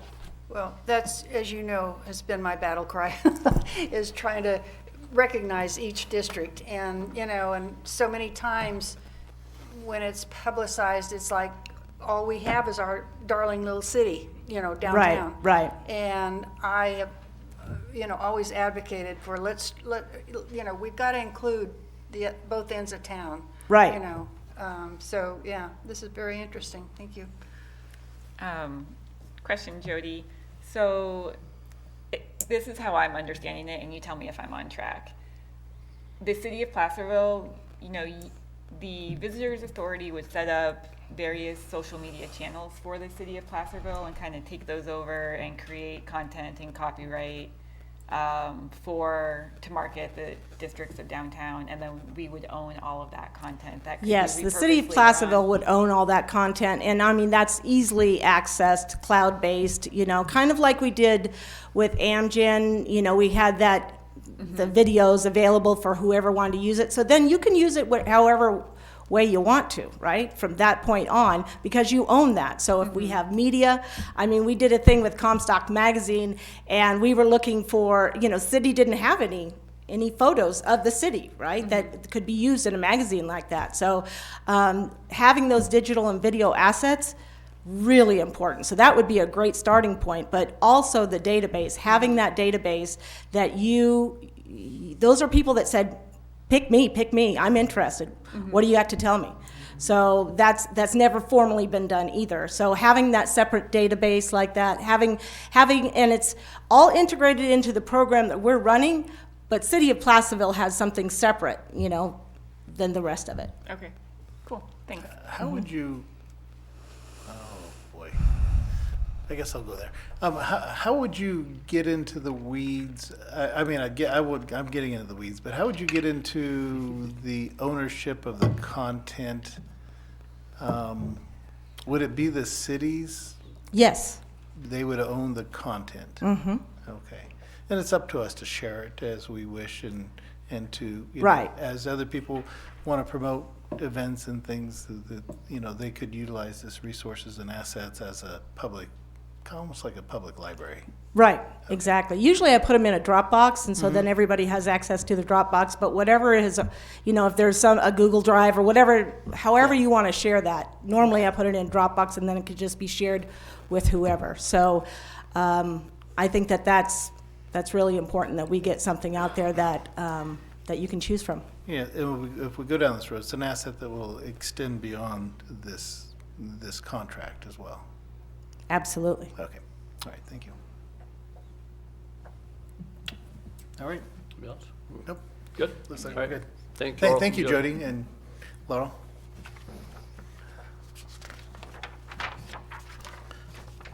City manager. All right. Next item is one that's kind of been my own, that I've lived for the last 2 or 3 years, whatever it's been. Yeah. And I feel pretty strongly about this, I really think, I had a meeting actually with our consultant today reviewing where they are on our feasibility study. They presented last Friday while I was out, or 2 Fridays ago, I guess it was, to our peak. And so that progress is ongoing, they're going forward. And one of the things they said to us is, if we're successful, we can do this, and we can be successful. This is something that really would be unique to Placerville. I mean, there were a couple other cities, and there still are. Reading was looking at one time. They've kind of backed off. I think they're going to go forward, but we don't know. Chico is actively pursuing it kind of the same manner that we are right now. But really, there's not another city in California that is looking at this the way we are. So I think it really, put it, an old cliche, but I think it kind of puts us on the map in certain ways that we are not there currently.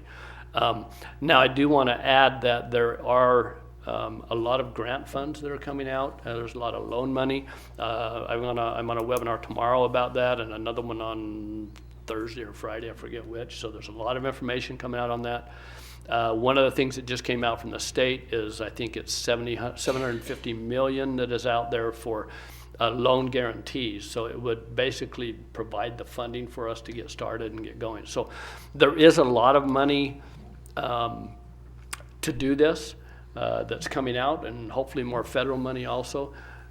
But I think making sure, and this is one of the other things I said, we're in a good position now, but continuing to move forward and making sure we're in the right position to apply for and accept that money when it comes out and be one of the first ones that will be a key component. So what this particular item looked at was putting together the first infrastructure of that program, which would be a running fiber between City Hall and the police department, which is another need we have for communication purposes. But it would also enable all those businesses between those 2 points to be able to then tie it into the fiber network that we would create. And so this would be the first part of that.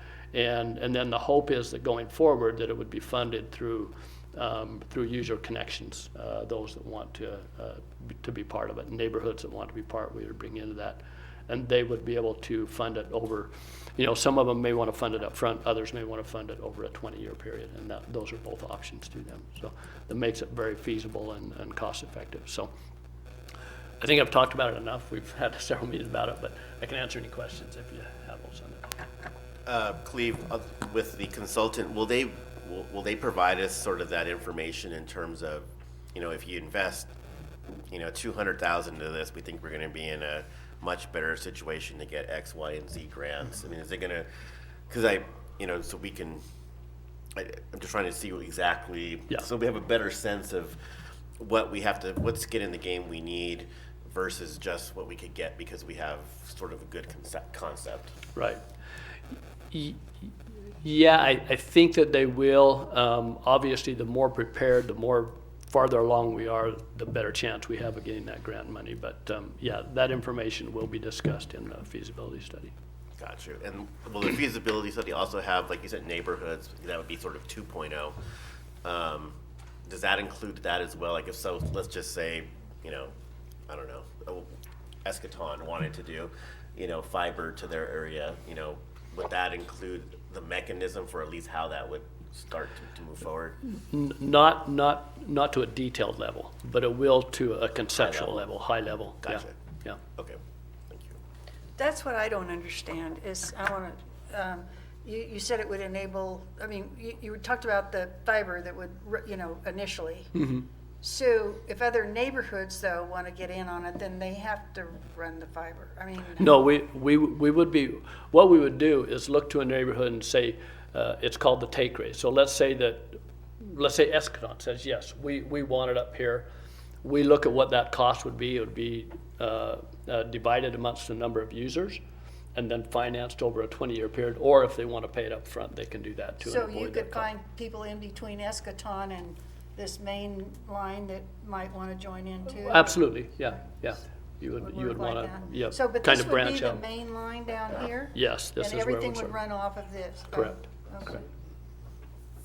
So the middle mile? Yes. Is that, do we have the middle mile taken care of on this yet? The two things. Number one, yes, we have the middle mile. We have middle mile service available in Placerville in close proximity. So the middle mile is, you have your original where you start from, which would be, in this case, I'll refer to Sacramento, for example. The middle mile gets the service, gets the fiber from Sacramento to Placerville. And then from Placerville, it's called the last mile that gets it out to the home. So there's those three. Interesting part of that right now, the funding, another piece of this funding the state, and I think it's $3.5 billion, I don't know if you've seen it, Michael, but is coming out for open access middle mile. California is the first state that has done open access middle mile. In the past, all the funding that has come out for broadband fiber has been basically given to the utilities, or to the AT&Ts, the Comcasts, et cetera.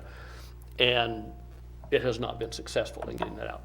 So the state is creating their own open access middle mile, which would allow anybody to contract to get onto that at a much more reasonable price than we may be getting on some of these private networks that are out there now for the middle mile. So that process, that's what these two webinars are talking about that I'm listening to this week. So. Yeah, I think there's some utilities still very actively Fighting it. fighting that part, and to see we'll have to see what the final budget trailer bills come out as. But you're right. I mean, regardless, there's going to be billions of dollars out there, and then assuming whatever happens with reconciliation and the sort of the hard $1 trillion bill, there's going to be an additional $100 billion at the federal level for broadband as well. So there's a ton of opportunities out there. Yeah. So so explain this. If all these, possibilities are out there, do you predict that it's gonna be like everything else, that it's gonna be years and years away? That if we jump on this now, that it would behoove us? I think about, okay, so what if we spend over $1 million and then we find out, gosh, we could have gotten this. Well, and that's true. That may come out in the future, that it could get to that. But I do think that we are kind of in the driver's seat to be able to get, I think we need to spend some money to give us the opportunity to get the money. And I think that we can be in a position to say, hey, we're ready to go, give us some money. And that's usually what they look for. in grants and loans and et cetera that they do. Yeah, and those dollars are going to be out there sooner rather than later. There's already some monies that are being put out, and it was just in this this budget cycle. So those monies are going to be available, basically next fiscal year. So this would, going back to the housing element, that this would encourage, if we had that possibility, this would certainly encourage more people, like for business-wise, to move here. And it might help maybe our middle, we're looking for that middle class, and encourage people that want to, have home businesses, et cetera, and can't because we don't have the. Yeah, it's definitely a benefit to a homeowner or a business to have this service available. Absolutely. Okay. All right. Thank you. Thank you. Next item is our computer replacement program. As you recall, we developed this, I believe it's been 3 years ago now, implemented it the first year. Last year COVID hit and we dropped it for a year. This year it's back in the budget, but we, during the budget process, we stated we would like to fund this with ARPA funding. It's a clear eligible cost for that under things that were set aside due to COVID. And so this is one that I strongly want to push to get us back on schedule with our computer replacement program, and this would do that. So, questions on that one? It's a fairly simple one. Applicant tracking software. Regina, do you want to talk to this, or do you want me to? Or I'll try. Go ahead. So applicant tracking software is something that I think would benefit not only myself in human resources in the administration department, but CSD, community services, and PD. They also process a substantial amount of applications during the year. CSD has the seasonal workers, pool, aquatics, basketball, all that. Then the police department has the recurring recruitments for police officer and dispatch. Applicant tracking software is something that you can really geek out on. I think it would be very helpful for compliance, hitting all the EEO, equal employment opportunity marks. First of all, it streamlines the whole process from the applicant applying for the job to all the way to the hiring and final offer letter. So this particular one that I've been looking at, it also, when the applicant applies online, which is a little different from what we have right now, we have to download the application, fill it out, save it, upload it. It's a process. It's not that easy.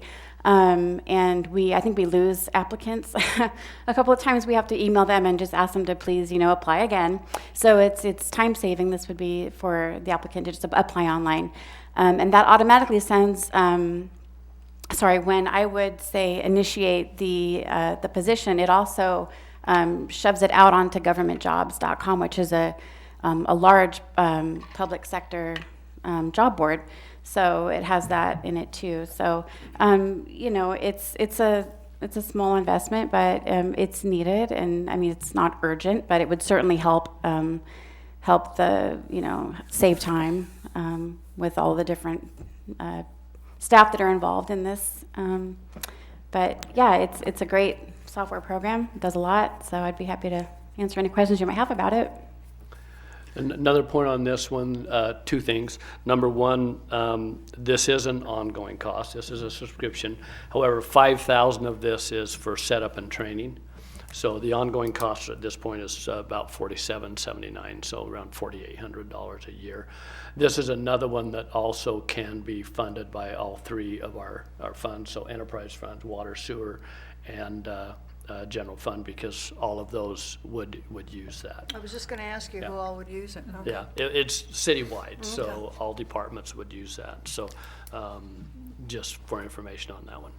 Given our staffing levels and no foreseeable future of it improving significantly, unless we get a Costco distribution center in our town. Dream on. Will we see that? But I'm a big fan of things that create efficiencies and help improve processes in our city.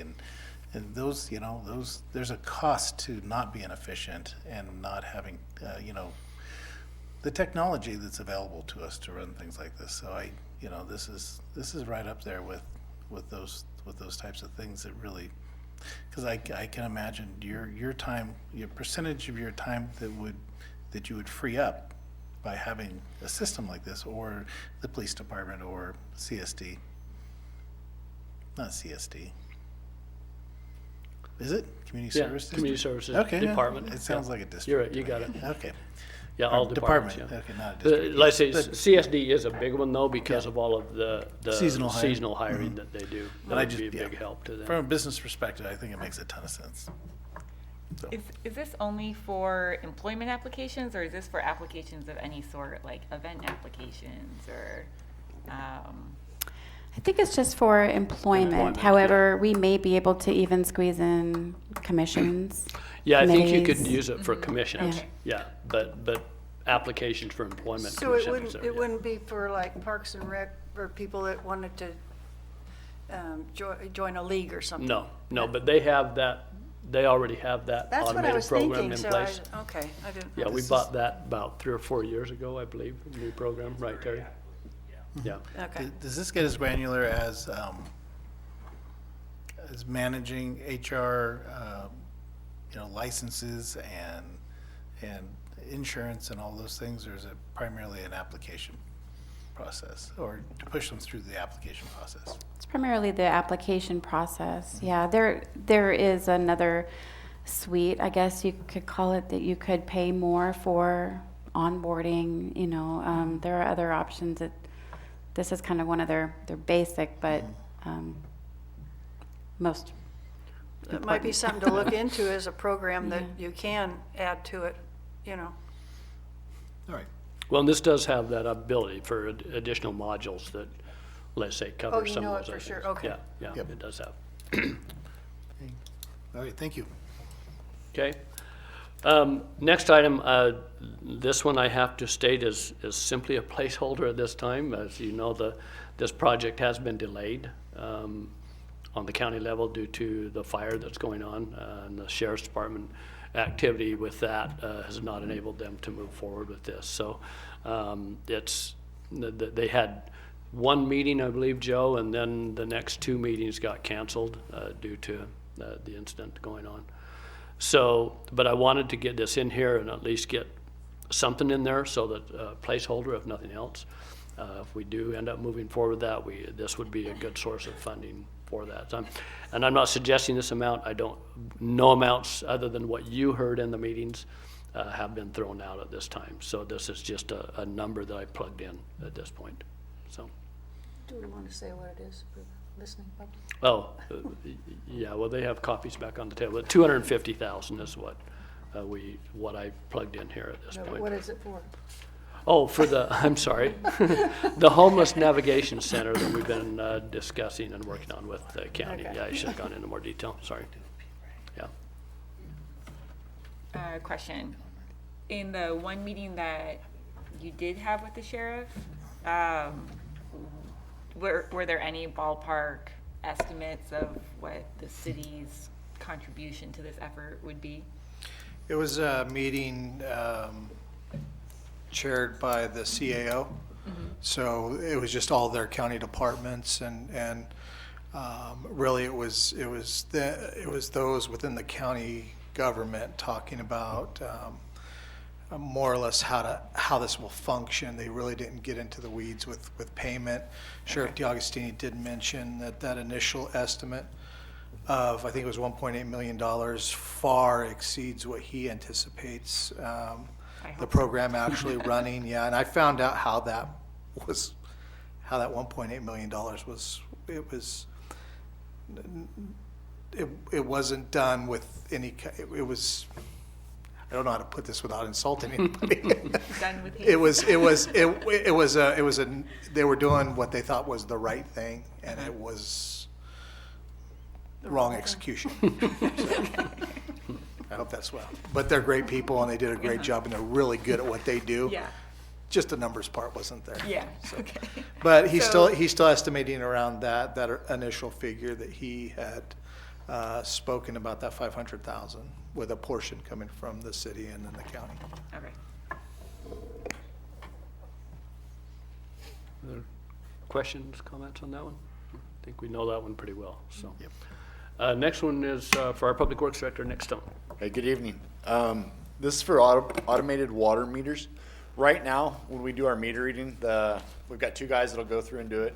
They go through manually, lift the concrete lid, and most of our meters are old analog ones. So they're reading the number 1, 2, 3, 4, 5, whatever it is they're reading. They manually punch it in to a handheld reader. There's a lot of margin for error for that, a lot of potential for guys getting hurt when they're bending over constantly. As meters have failed in the past few years, what we've done is replace them with digital ones with a smart read head. When you walk up and down the street, you might see some of the boxes with like a little black deal in there. This would replace all the meters that are analog with the digital ones. And what that enables the guys to do is just walk down the street, they just touch it, and the data is automatically transferred to the handheld device where it's transferred back to the finance department and the bill's generated.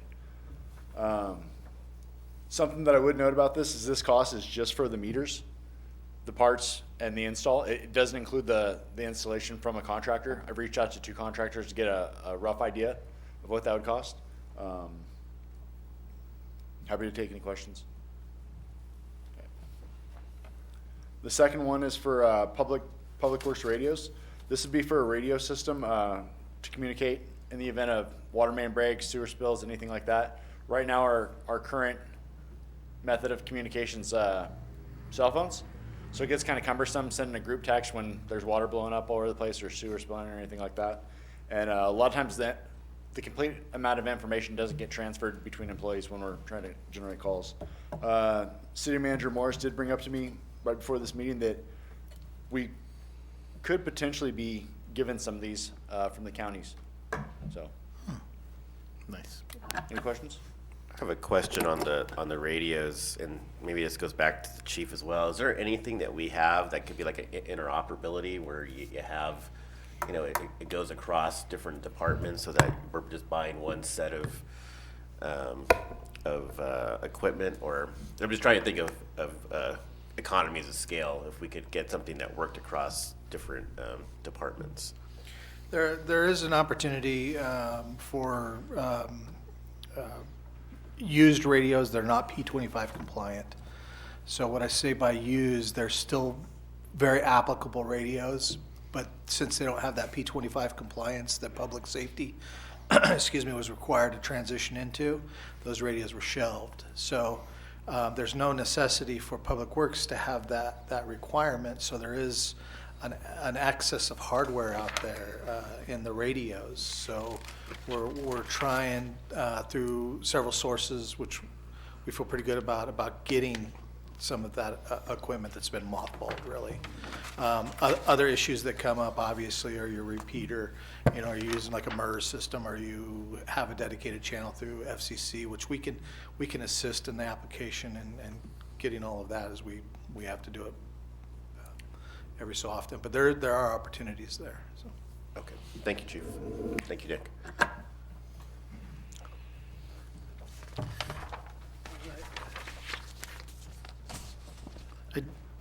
Next. On the water meters, would there be a savings associated with that in terms of staffing? Absolutely. Right now, it's taken 2 guys. I think we're about 7 days behind on the monthly read cycle, just based on evacs, vacations, stuff like that. And I think the efficiency would greatly increase if they're just walking down the street touching something, as opposed to opening it up, putting all the data in there. Could we bump it up a month and make money off of the? Mayor Thomas, another item with that too is that as those analog meters age, they become less efficient in how they read. Something that we just experienced with the Spring Street project was a bill complaint from a property owner over there, and I think I think it was $1,000, maybe $1,400 over a 2-month cycle for their water and sewer that it adjusted once the newer meter was in there. That was on a 2-inch commercial service, you know. So Wow. so there's probably some money out there that's slipping through the cracks. Well, that sounds like that's money that we were getting that we're not going to get anymore. Correct. No, they That's were in our paying pocket. much less. When we changed the meter, it showed what they should have been paying. They kinda And have who knows how many years that was going on for? Right. Okay. Thank So you. it's- There's yeah. 38 of those 2-inch meters in the city. I have one. I just want to mention that as we look at this closer and decide what we want to do, there are other options too. There are options for ones that you actually just drive down the street. Right. And it automatically picks it up. You don't even have to tap the little. I was going to ask because and when Joe said that because I was thinking of the license plate reader thing, you know, is it along those same lines? There are also, and as we look at fiber to the home, That's broadband. additional opportunities where it can be tied into that, and simply somebody from their office hits a button and it brings all of the data Oh, that'd be in. even better. So you don't, so the technology is out there. This is kind of a first phase, but before we go to that, it may be something that we look at strongly in terms of what level we want to go. Can we just send signals through the water? Maybe? Big brother. Okay, this next item is actually from our Director of Finance, Dave Warren, and he is unable to be here tonight, so I will cover this. As you know, during the pandemic, there were provisions put in place that prevented us from turning off water and sewer for good reason due to lack of payment. That is still in place. And so we have not been turning off due to lack of payment for the last year and a half now. We have a certain number, and I apologize, Dave didn't provide that number to me, that we expect that when we come out of that and get to some point, there's still going to be some that are going to be struggling to make those payments. And so this would be a program that we would put together to allow for those customers to receive a grant, if you will, to pay for that back payment of utility bill that they've been unable to pay, as long as they qualified and showed they, for whatever reason, that they were unable to make the payment going forward. So this is just a round number that Dave estimated would work under this program. That's a one-time money. It wouldn't be a recurring program. That's correct. It's just a one-time money, yeah, not recurring. Okay. Next item, also from our Director of Finance, is our financial dashboard budget development software. We have a pretty precise program that we do that Dave gives us to go through our budget, but it's all Excel spreadsheet based and Word document based. It's not tied together in any way. He gives us the templates, we fill them out, send them back to him. This would, similar to what we talked about with the applicant tracking software, it's an efficiency thing that would allow us to do that process through this program. So each department head would have access to that, simply make their entries. It automatically is on a cloud-based software that goes to the finance department, and Dave would then put it into reports and et cetera for the council. The other part that this enables us to do is make public reports for the public that they can look at and see where our budget is going, what are we doing with our budget, et cetera. And so it's another valuable tool that could help us better educate our public on how our money is being spent. This one also, if I recall, Dave gave me a report on it, is an ongoing subscription. So this would be, I believe, is an annual cost on this, but I'm not positive. So.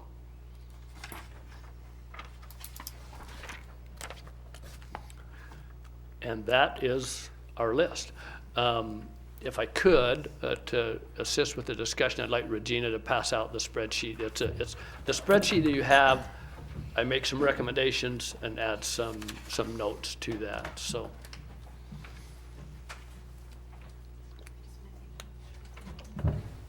And my department heads have not seen this yet. This is only my recommendation, so and they may fall out of their chairs when they see it too.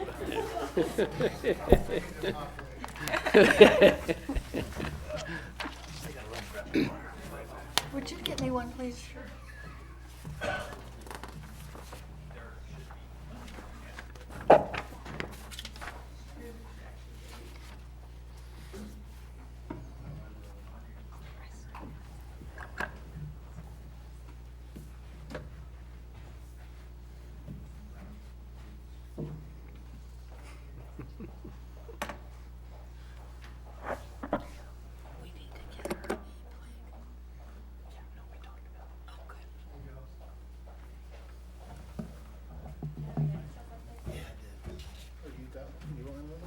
I think he does, yeah. Sure. Do you want water here? No, I'm good, thanks.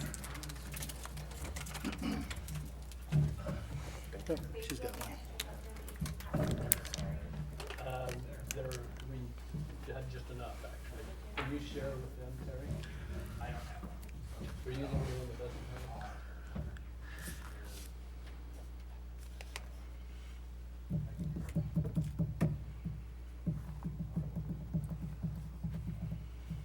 Okay, would you like me to walk through this?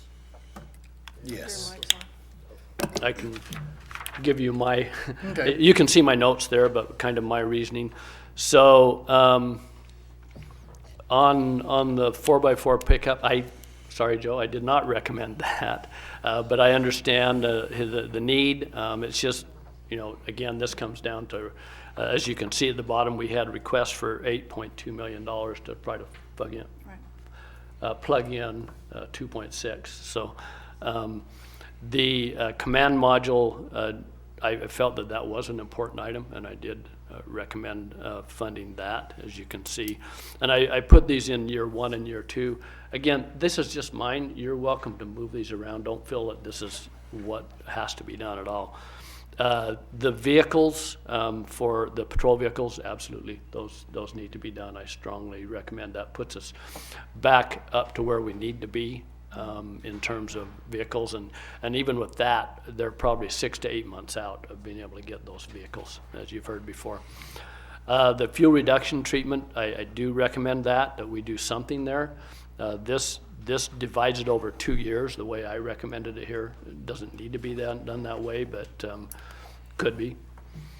The Lions Park large shelter, I did not recommend funding that. However, I did put that perhaps there may be other resources. Perhaps the Lions Club, who the park is named after, would be willing to put together a fundraising project to put that large gazebo in.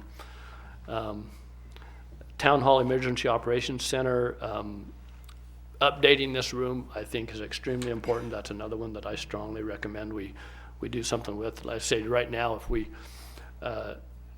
we run a Zoom meeting, for example, we end up running a telephone line from the offices there about 100 feet down into here to have proper audio in this room, and a internet cable, so that we're hardwired in rather than taking the chance on the wireless that we have in this room. So just 2 small examples of what needs to be upgraded in this room.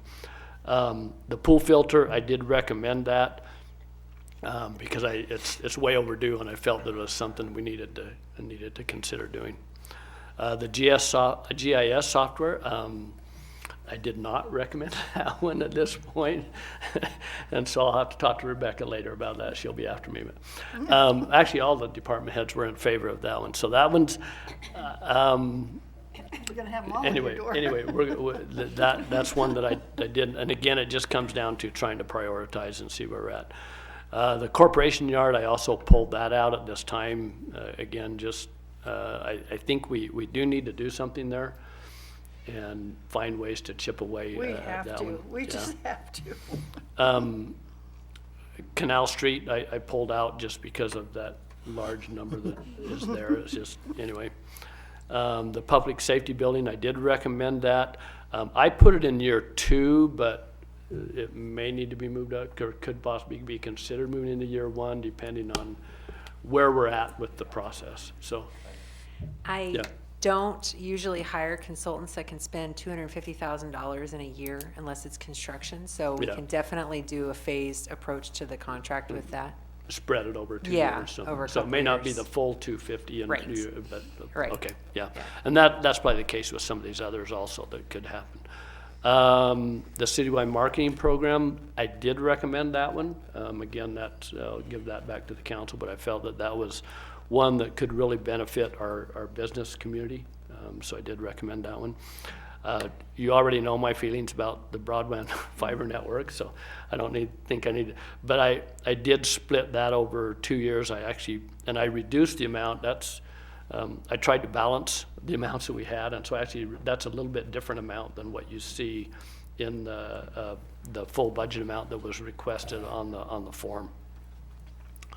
The computer equipment replacement program, I do recommend strongly that we move forward with that. That's a strong need that we have to keep up with our computer equipment. The applicant tracking software, I did not recommend.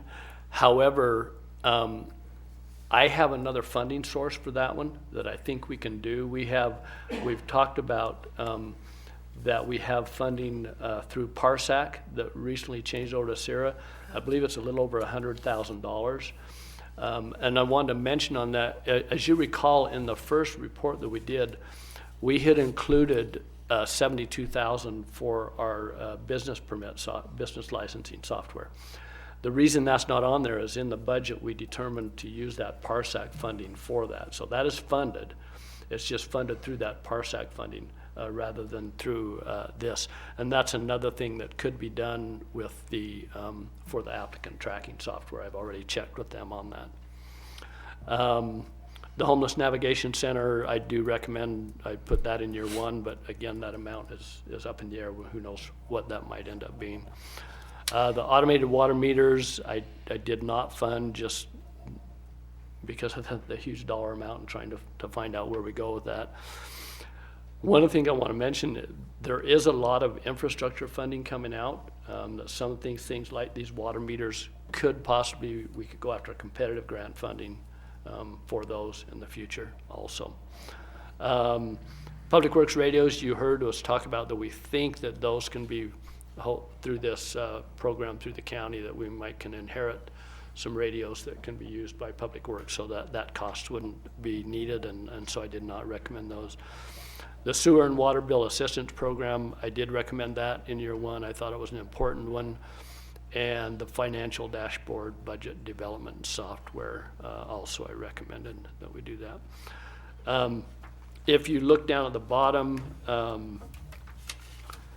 you'll see that I tried to balance as close to what we had in the 2 years. And those are the dollar amounts that you have there. So. Questions, if you'd like to, as I mentioned, this is the first my staff's seen this tonight, so if you'd like to question them on their priorities, we get along well. I don't have a problem with you doing that, or at least I did before tonight. Things might have changed tonight. But Okay, anyway, guys, spill the but any beans. questions from you also, so. You know, when this notice that we were going to get this funding, to me, and I know this probably sounds ridiculous to everybody, but to me, is that sewer and water bill assistance program is the one that really qualifies for that, you know, I mean, people that were hit by, you know, and I mean, this just seems like, when I heard that was going to be available, I kind of figured those kind of programs would be what this was all about. And, but I appreciate that it can go for other things, certainly. I don't have questions, but I have some comments. Okay.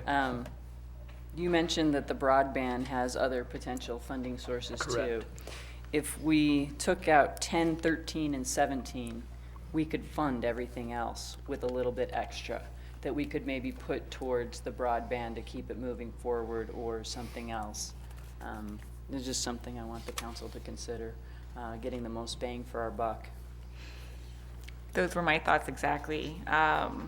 But there are a couple things kind of outstanding where I don't feel like we're really in a place to allocate funding for a lot of these things at this point, because can we write a letter to the grant for the vegetation management and request, find out when they're going to make a decision about We that? can do, That's but we a can big- call, and I think Terry has called and checked on that in the past. We don't need to write that. We can call them and talk to them. Okay, But I don't think they've given us any date that they're coming out with that. typically grants have a date.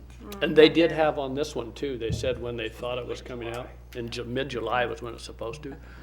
But They're for aware that whatever there reason- is a fire season, right? And that we are well into And that's what they're probably gonna say, we're just too busy.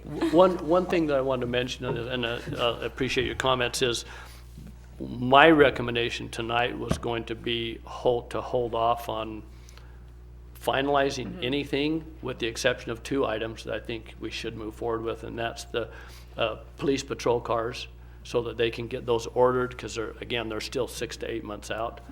And then the computer replacement program, so that we can bring that program up and running. The other items are important, but I think there's still some lacking information out there, perhaps, that such as the grant for the vegetation management that we hope to hear on. Hopefully we can hear soon, and then maybe we have more complete information to bring this back and have you make more final decisions on it. But Also, the amount of money for the navigation center, in collaboration Exactly. with Ed. So That's still whether or not we are indeed able to get the radios from the county that was mentioned. What is that about? Why do they have extra radios? But as Joe said, they don't- took them out of service. Yeah, they have our old radios. They're the repository for the radios, so. They have the systems that we took out of our cars when we were required to go to interoperability for P25 compliance. So we would be able to reuse them? Yeah, they're good radios. I mean, I wouldn't have made that expense, but it was Homeland Security funded, and it was just time. Just a couple other comments.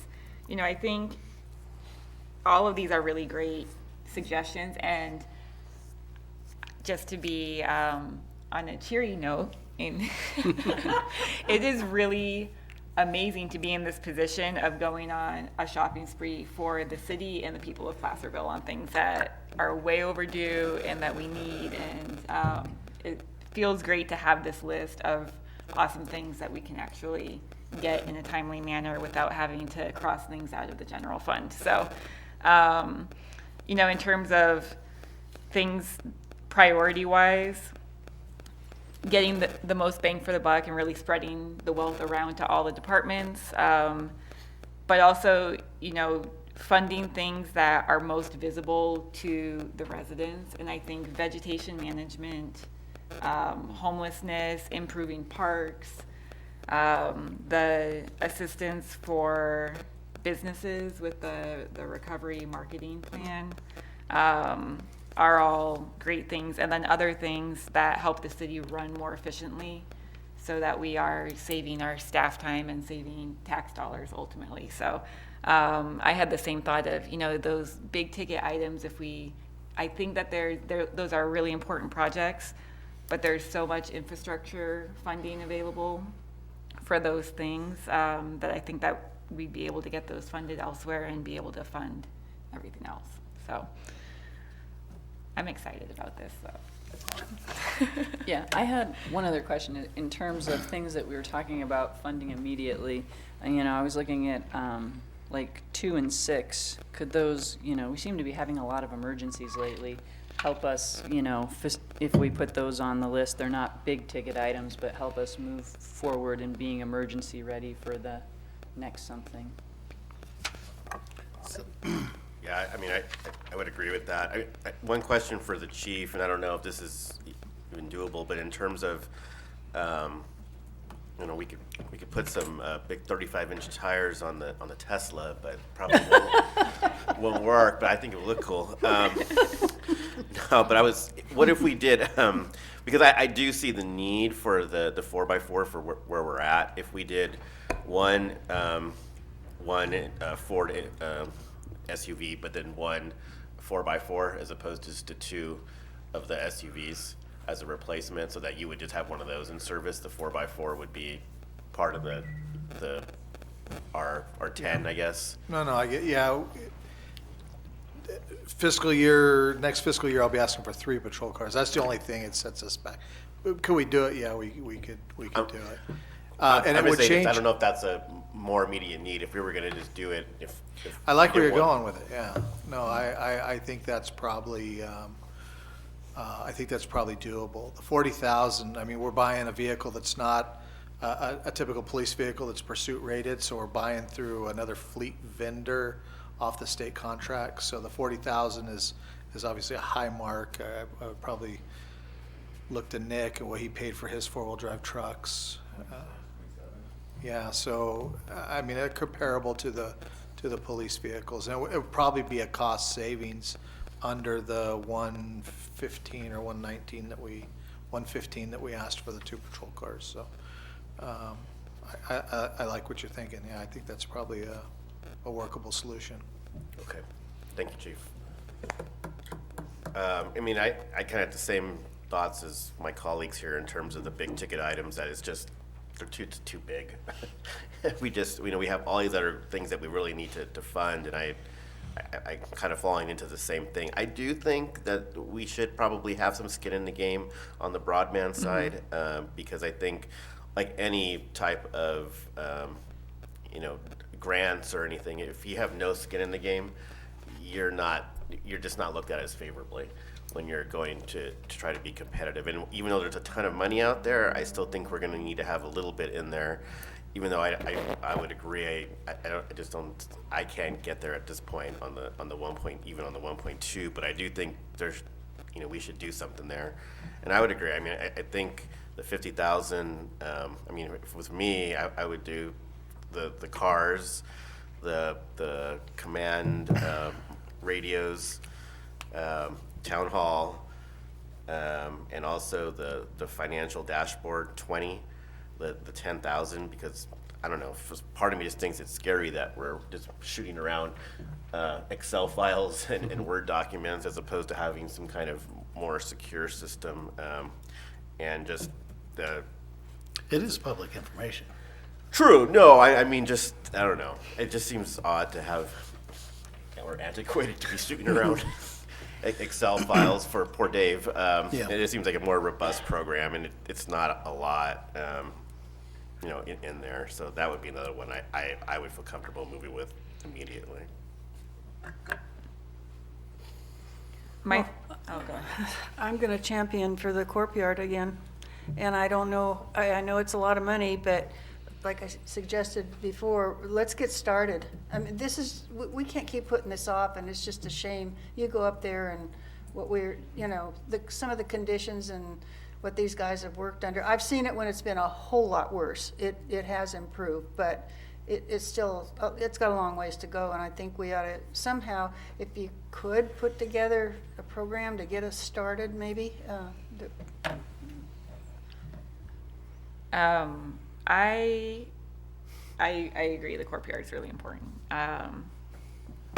In terms of allocating things now versus later, I'm somewhat hesitant to start allocating a whole bunch of things, because the more we allocate now, the less flexibility we have when we actually get those numbers firmed up on the vegetation management grant and the homelessness needs, and just the less we have to work with. However, I am comfortable with the additions that Jackie mentioned of the command module and the town hall emergency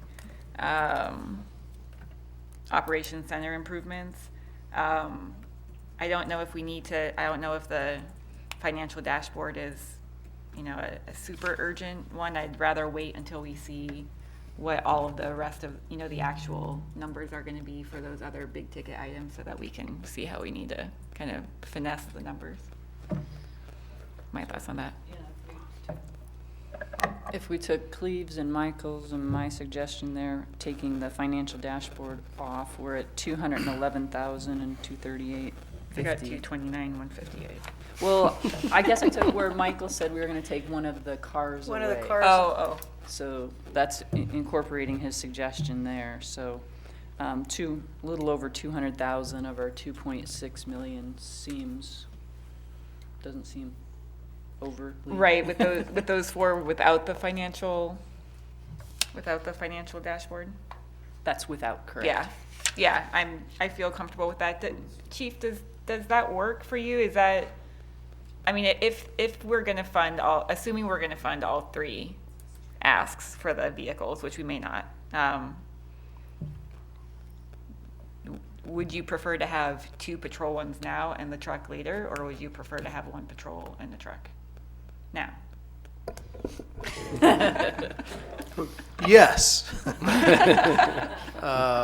The truck is immediate for us. We don't have to wait like we do the patrol cars. I can immediately deploy that with Amber, and she can be up in the areas that we can't reach in pretty quick order. Patrol cars are just one of those consumable items we have in an organization. They're expensive, and they don't make them like they used to. The good thing is a majority of our fleet currently is on warranty, so that's saving us quite a bit with ongoing maintenance costs. But we do have 2 vehicles that are into service life that we're keeping on the road and don't drive it further than a block away from the police department. So you want all 3 right now? I would say, yeah, I'm selfish like that. I want all of them.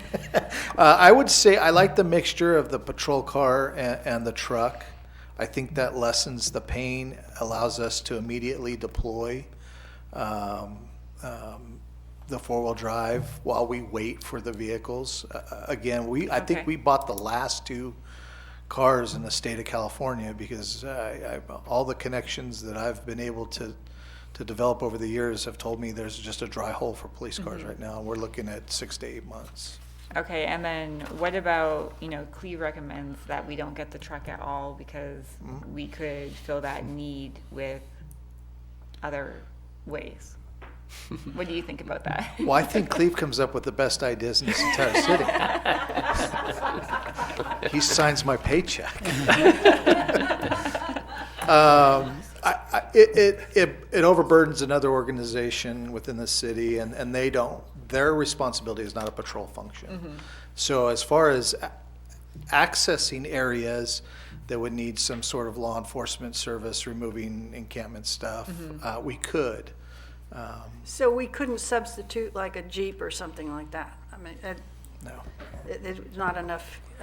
It would get us back. It would get us back in there, but when we're talking about removing items, we don't want to put potentially contaminated items inside the cab of a vehicle. Oh, I see.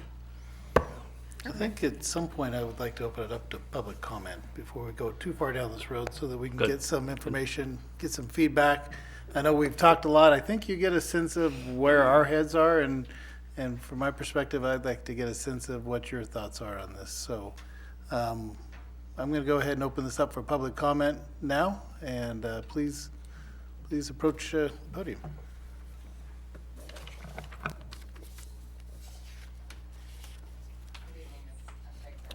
I'm a resident of Placerville, and of course I guess I would be coming before City Council. Anyway, this list is new. The conversations, although I did read the wish list before I came, the conversations have been very enlightening, and my impressions are these, that I think the 4-wheel drive for Amber would be a really important thing to fill so that she can get out with the hot team to more accessible places or inaccessible places. I think she or whoever drives it, I shouldn't presume the assignment. The public safety, what is it called? The corporation yard. To hear that no lockers and restrooms are terrible, and these folks do all the heavy duty, well, not all the heavy duty physical work out in the community. At least that's what I understand they do. I think it's a travesty if their work situation is so antiquated that you all are commenting about it and have been for years, which I wasn't aware of, but I appreciate your comments. And then, of course, the Homeless Navigation Center. I think it's important. I don't know how the Sheriff's Hostess or whatever it's going to be called program is going to evolve into, but I think it's needed. I think the community needs to come together and all work together and get some kind of solution for solving these needs. It certainly ties into the idea of marketing Broadway or many of the other places in the community. I think most of the residents really want to be proud of the city and all that it's doing. We have this, I guess, Kara, it was you who said it's an unusual situation to be having a wish list. I was thinking about it, like, oh my goodness, it's a Santa Claus wish list. But it's a gift that comes, one of the blessings perhaps out of COVID, strangely enough. So I would say use it well. Think about our serious needs. All are serious. I don't mean to put down any department, but those are the things that come to my mind. The vehicles for the police department, the navigation center, and the corporation yard. Those are my impressions.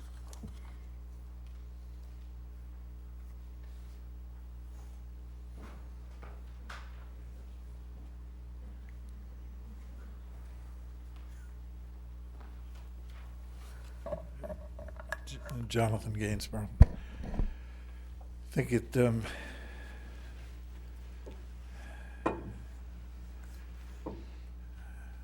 I'm very, very impressed with this list, especially the combined heart of every one of you involved as leaders in the city. And for a preacher to be without words is very rare. But the American Rescue Plan, ARPA, Jesus' name in Hebrew actually means rescue. And I just want to tell you, he's very pleased with the direction that you're leading, all of you. So thank you. God bless you.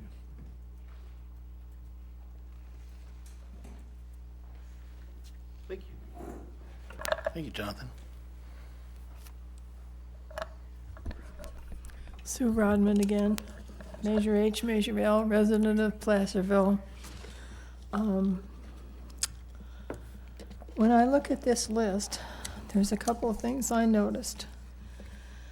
This has some very good projects. Only 9 of the 20 were actually described in what I could access from the computer. My priority number 1 is that homeless shelter, that the navigation center that we can work on with the sheriff, I think is the number 1 priority that needs to be funded.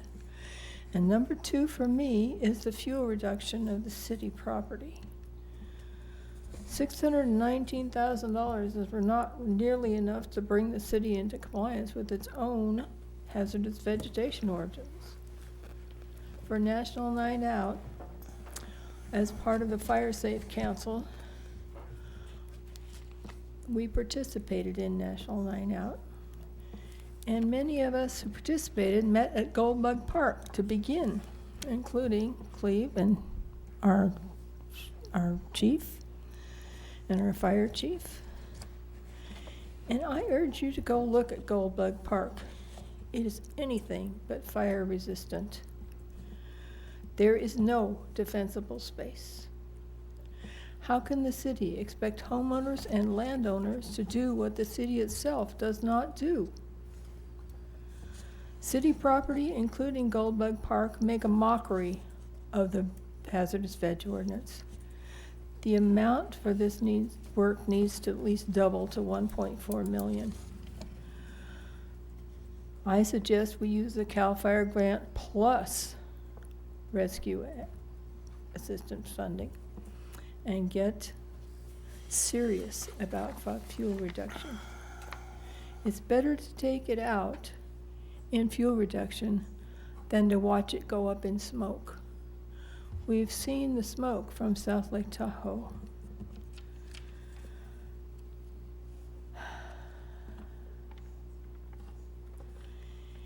And the other thing that needs to happen is you have to budget it for maintenance. Nature abhors a vacuum. Brush and weeds grow back. Goldbug Park is really a good example. It wasn't that many years ago that some really good fuels reduction work was done, but it was not maintained, and now it is a tinderbox. We really kind of need to look at what's happening right now in the Caldor fire. It's a good warning, and we would do well to heed that warning. Placerville is not that far away from the southern extent of that and the western extent of that fire right now. And Placerville could very well burn. For the list, I would go ahead and do the truck, and I would definitely do the command modules, and I would do the patrol vehicles, and I would just told you what I would do with the fuel reduction. I would double it. Other than that, I think, and one other thing that I would definitely reduce is the broadband. That is a huge amount of money. Even spread over 2 years is very big. I think we can reduce that by half and wait and see what happens. Biden has his own little $1 trillion bill in there that's been passed. And one of the things in that, as I understand, is broadband. So I think there'll be some federal monies coming along to help with that. And if we did that, if we chop that back, most of the rest of these things we could fund. The other thing that I disagree with Cleve on is GIS. I have worked in GIS in the Forest Service. It was an incredible help to us in land management. It is essential to have in a city like this. You have to know where your infrastructure is in order to maintain it. And one of the problems that we have found in Measure H and Measure L is as we go out to do these projects and we look to find out what we have there, nobody knows what it was because nobody had a system to track it back in the time it was put in 30 and 40 and 50 years ago. And so now when we dig up the streets and we find, oh, well, this sewer system is never going to do because it's sitting right underneath the asphalt. Soup, sorry. I know, I've gone over time. You've gone way over time. However, and that's my fault. I should have put the brakes on that. I'm sitting here listening to you and thinking about all this stuff and kind of got lost in it. So my apologies. Looks like we're about time's up. Okay, you'll make me stop before I get to the last two things then. Huh? Yep, I'm gonna do that. All right. But thank you. I totally, that's my fault. I was surprised nobody up here kicked me. Okay. Let's go ahead. Tell you what I'm gonna do. I'm gonna stop right now. We're gonna do a quick bathroom break, 5 minutes, and then we'll come back to public comment.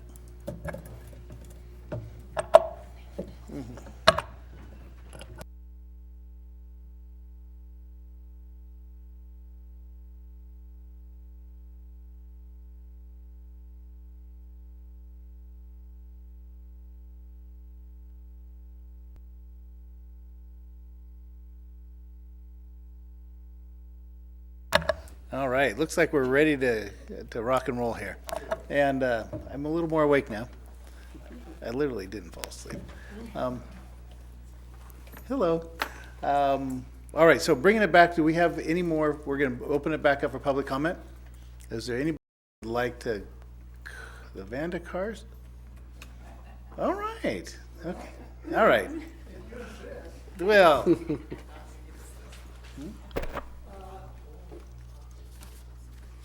My wife speaks for me very well. I'm Don Vandekar, longtime resident, activist, etc. But the corporation yard, I have to agree, it's got to be a high priority.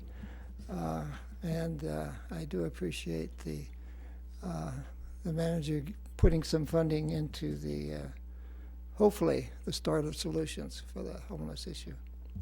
Thank you. All right, thank you. All right, with that, I'm going to go ahead and close public comment and bring it back to the council. I'd like to put a few thoughts on the table that I have here.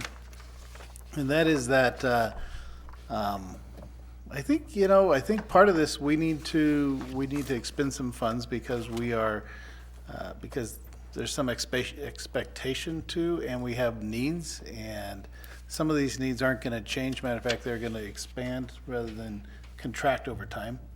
I think the command vehicles or the vehicles for police are critical. I think the fuel reduction is critical, and I think we need to get on that this winter. If we put that off longer, it's going to be, we're just kicking that can down the road.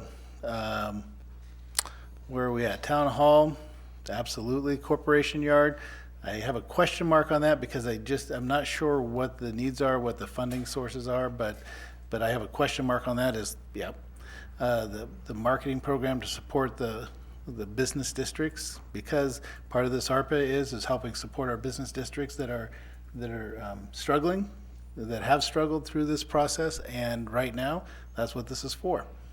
I have the computer equipment replacement program. We put that off to support, to cut our costs to save money because of this, because of the COVID and those issues. And we cut personnel, we cut expenses. This is one of those that we need to go back because we need to stay on top of those things, else we end up having expenses deferred, and we know how that goes along the road. That's why we need new police cars every year, is because we do that, and we've gotten behind on police cars, and it's a big chunk of change to bring them to get them back up. The equipment replacement. No, let's see. I did that one. The tracking software for HR. It just seems like if we can save money and invest, it's money well spent.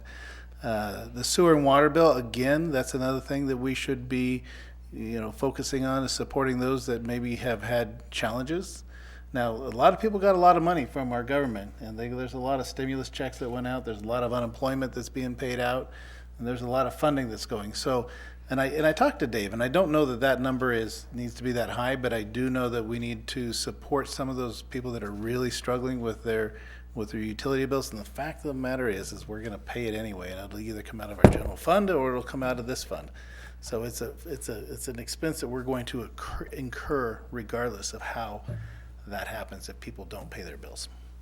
And then the financial dashboard, I think is critical too. I think that list right there is something that I could support. And then the thing with the Homeless Navigation Center, it still gives me heartburn to have a disproportionate amount of funding come from the city as ARPA fund as what comes from the county's ARPA fund. They have 37 plus million. We have 2.6 million. And to have us pay 50% of the funding to support that program, I think that's a big ask for the city, considering the things that we need to support in our community. And I think that the county needs to consider, up in their ante. And just because the sheriff rolls in here and says he wants us to pay $250,000 doesn't mean we're going to pay $250,000. However, we can absolutely support the project in all sorts of manners that we have been. And proportionally, I think it's very important. I think this is that particular project is very disproportionately, there's a big disproportionate ask to support that. And so that 250, I think that one is negotiable I definitely believe it's negotiable, and I think that I wouldn't want to include that in right now. So is this half? Is 250 half? No, 250 is We what don't they're know. asking. We have no idea. Well, his initial, this is true. His initial ask was $500,000 for the project, and the city would pay 250, and the county would pay 250, and I just doesn't make sense to me. It doesn't compute. And I so, agree. And so there may be still a 250 ask, and they're going to come up with 750 or 1.2 or something like that. You know, that's something where I see that number makes sense, but I don't see that making sense at 50%. And yes, sir. Can I make a request or a recommendation of where you could go with this? Yes.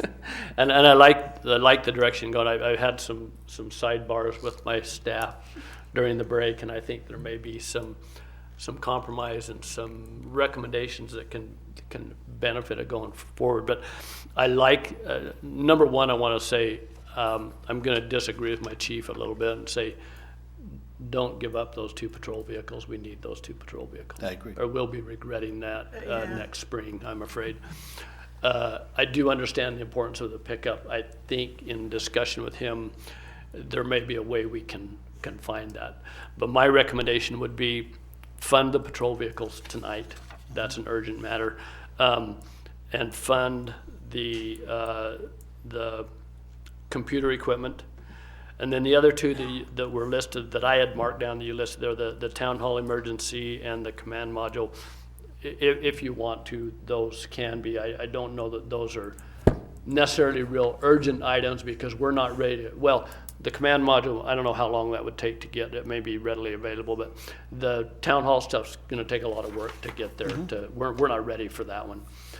So that one, anyway, is not urgent that it has to be done. It has to be approved today. The other items, again, I had some sidebar with some of my staff members, or we sent some texts, et cetera. I think there may be some ways that we can come together and find ways to do a little bit more of this and meet everybody. So my recommendation would be you at least do those 2 if you want. If you want to do the other 2 with them, that's fine. But at least just do those 2. Let us come back to your next meeting with another recommendation based on all the comments we've heard from you, from the public, et cetera, and give you what we think we can do now, what we should do. And we'll fit it within these 2-year funding cycles so that the dollars work within that. And then we can go from there. That would be my recommendation, but if you want to approve more than that, we'll take that too. I'm good with that. I disagree on one spot though, and that's I really do think we need the pickup truck. I mean, with fires and with homelessness and everything going on, I want our officer Amber to be able to go in there and go wherever she, we need to go in order How to. often does she Michael, need- if I can correct that what we come back with at our next meeting, I've already talked to Joe, we think we're going to be able to fund that. So that would be part of it. I'm just saying, don't approve it tonight, but we'll get it approved at the next Understood. meeting. But I think we can fund that based on the conversations that we've had. So is this something that would be her car to use every day, or is it just for certain circumstances? Pretty much every day, unless she gets assigned a patrol for a day, then she would take a patrol vehicle, right, Joe? Because I was going to say, how often is this truck needed? Every day, Okay, Really? or every shift she works. okay.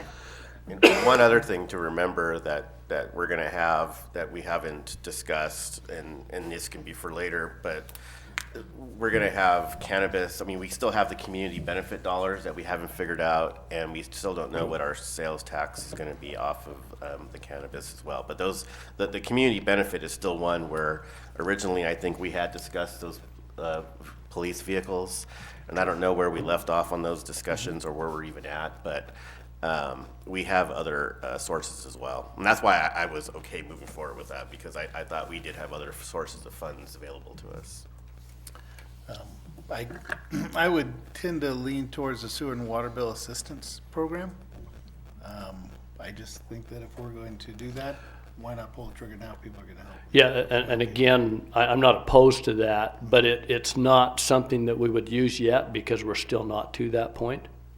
Because we still can't turn them off. So it's still in limbo. The idea behind this is come in effect once that moratorium is off on utility bills. So anyway, again, my hope is that we could come back on September 14th with all of these answers for you. That was what I was just going to ask, is when would we come back with more data on the rest of these then? Yeah.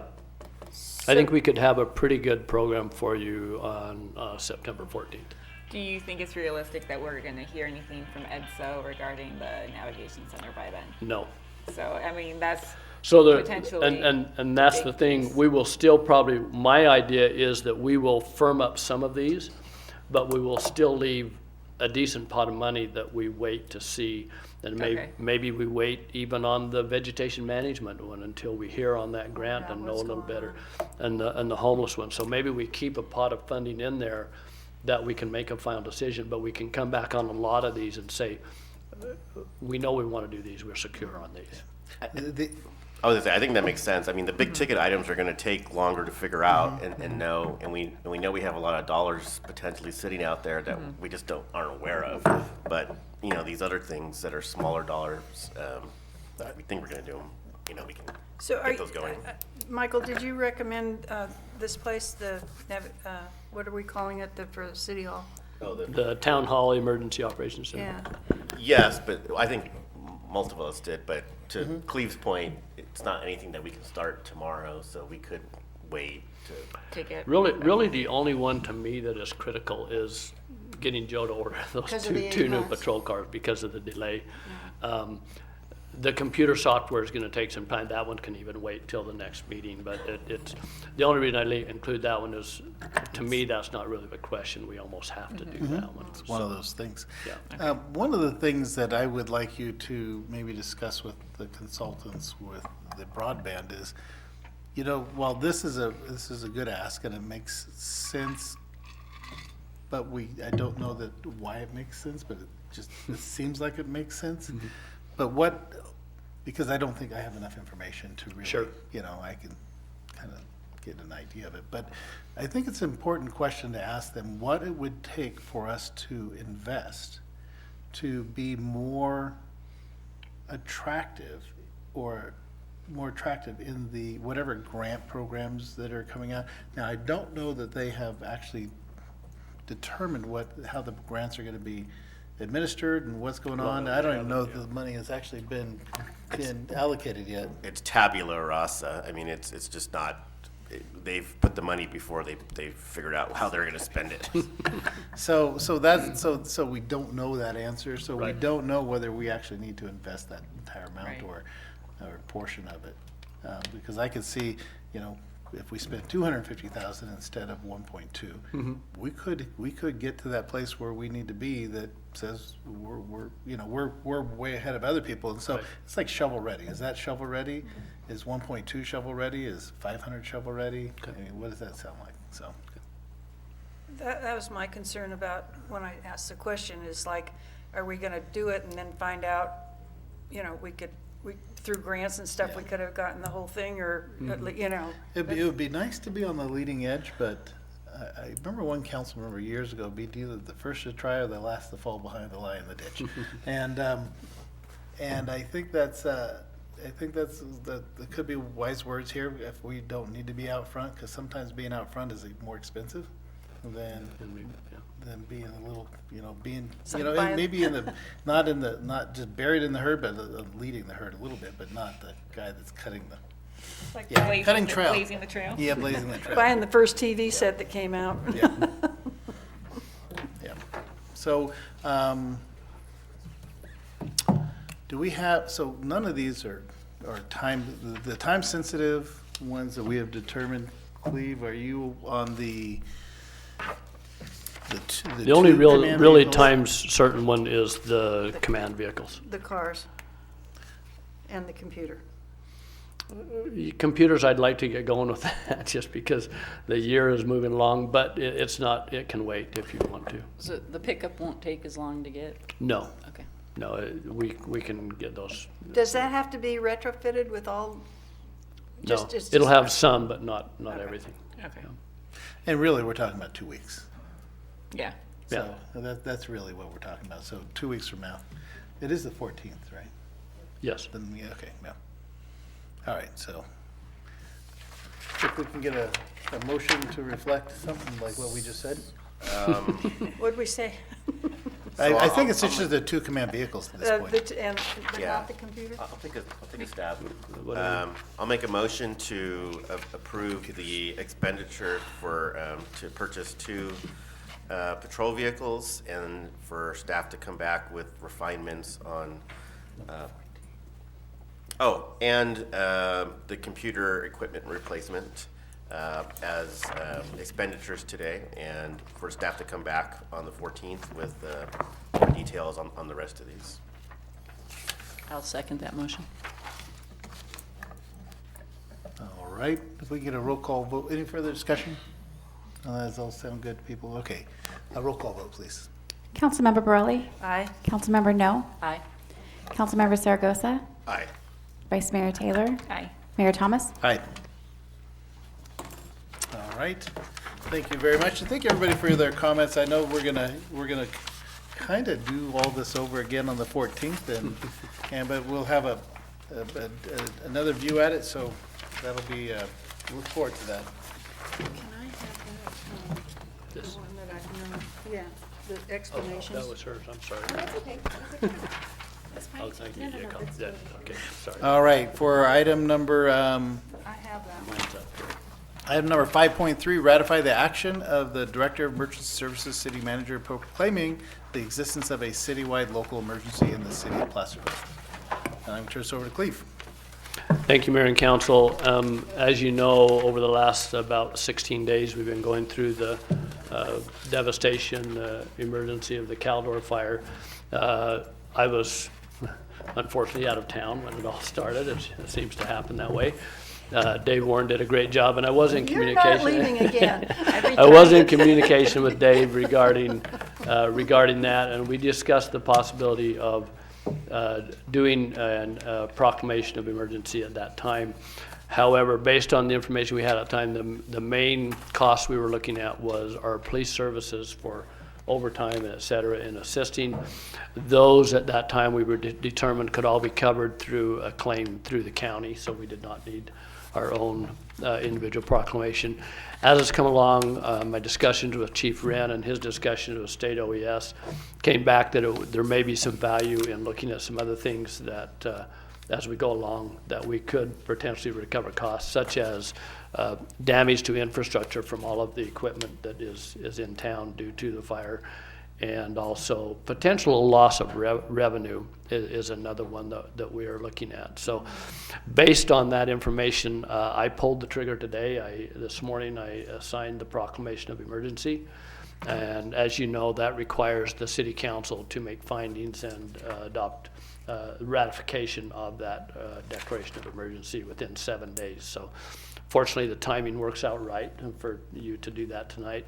We did meet the deadline to amend our agenda 24 hours in advance of this meeting, so it did not require anything further than that in terms of notification. So with that, you have a copy of the resolution that I believe Regina provided to you over email, and then she provided it tonight. Also, you should have that. And I'll answer any questions myself or Chief Wren that you may have on it. I think you summed that up pretty well. Any questions for Cleve? All right, I'm going to open up for public comment. All right, seeing no public comment, I can close it, bring it back for a motion and a vote. Thank you, by the way, Cleve, for doing that. Yeah. And, you know, that's kind of how it works. We kind of rely on you guys and the staff to determine the necessity, and then we back it up with a vote here. So here we are. I'll move to approve the emergency resolution. And I'll second it. All right, roll call vote, please. Councilmember Borelli? Aye. Councilmember No? Aye. Councilmember Zaragoza? Aye. Vice Mayor Taylor? Aye. Mayor Thomas? Aye. All right, and that brings, thank you for taking care of that, Cleve, and that brings us to the conclusion of our meeting, and we'll see you all back here on the 14th. Excuse me. So you can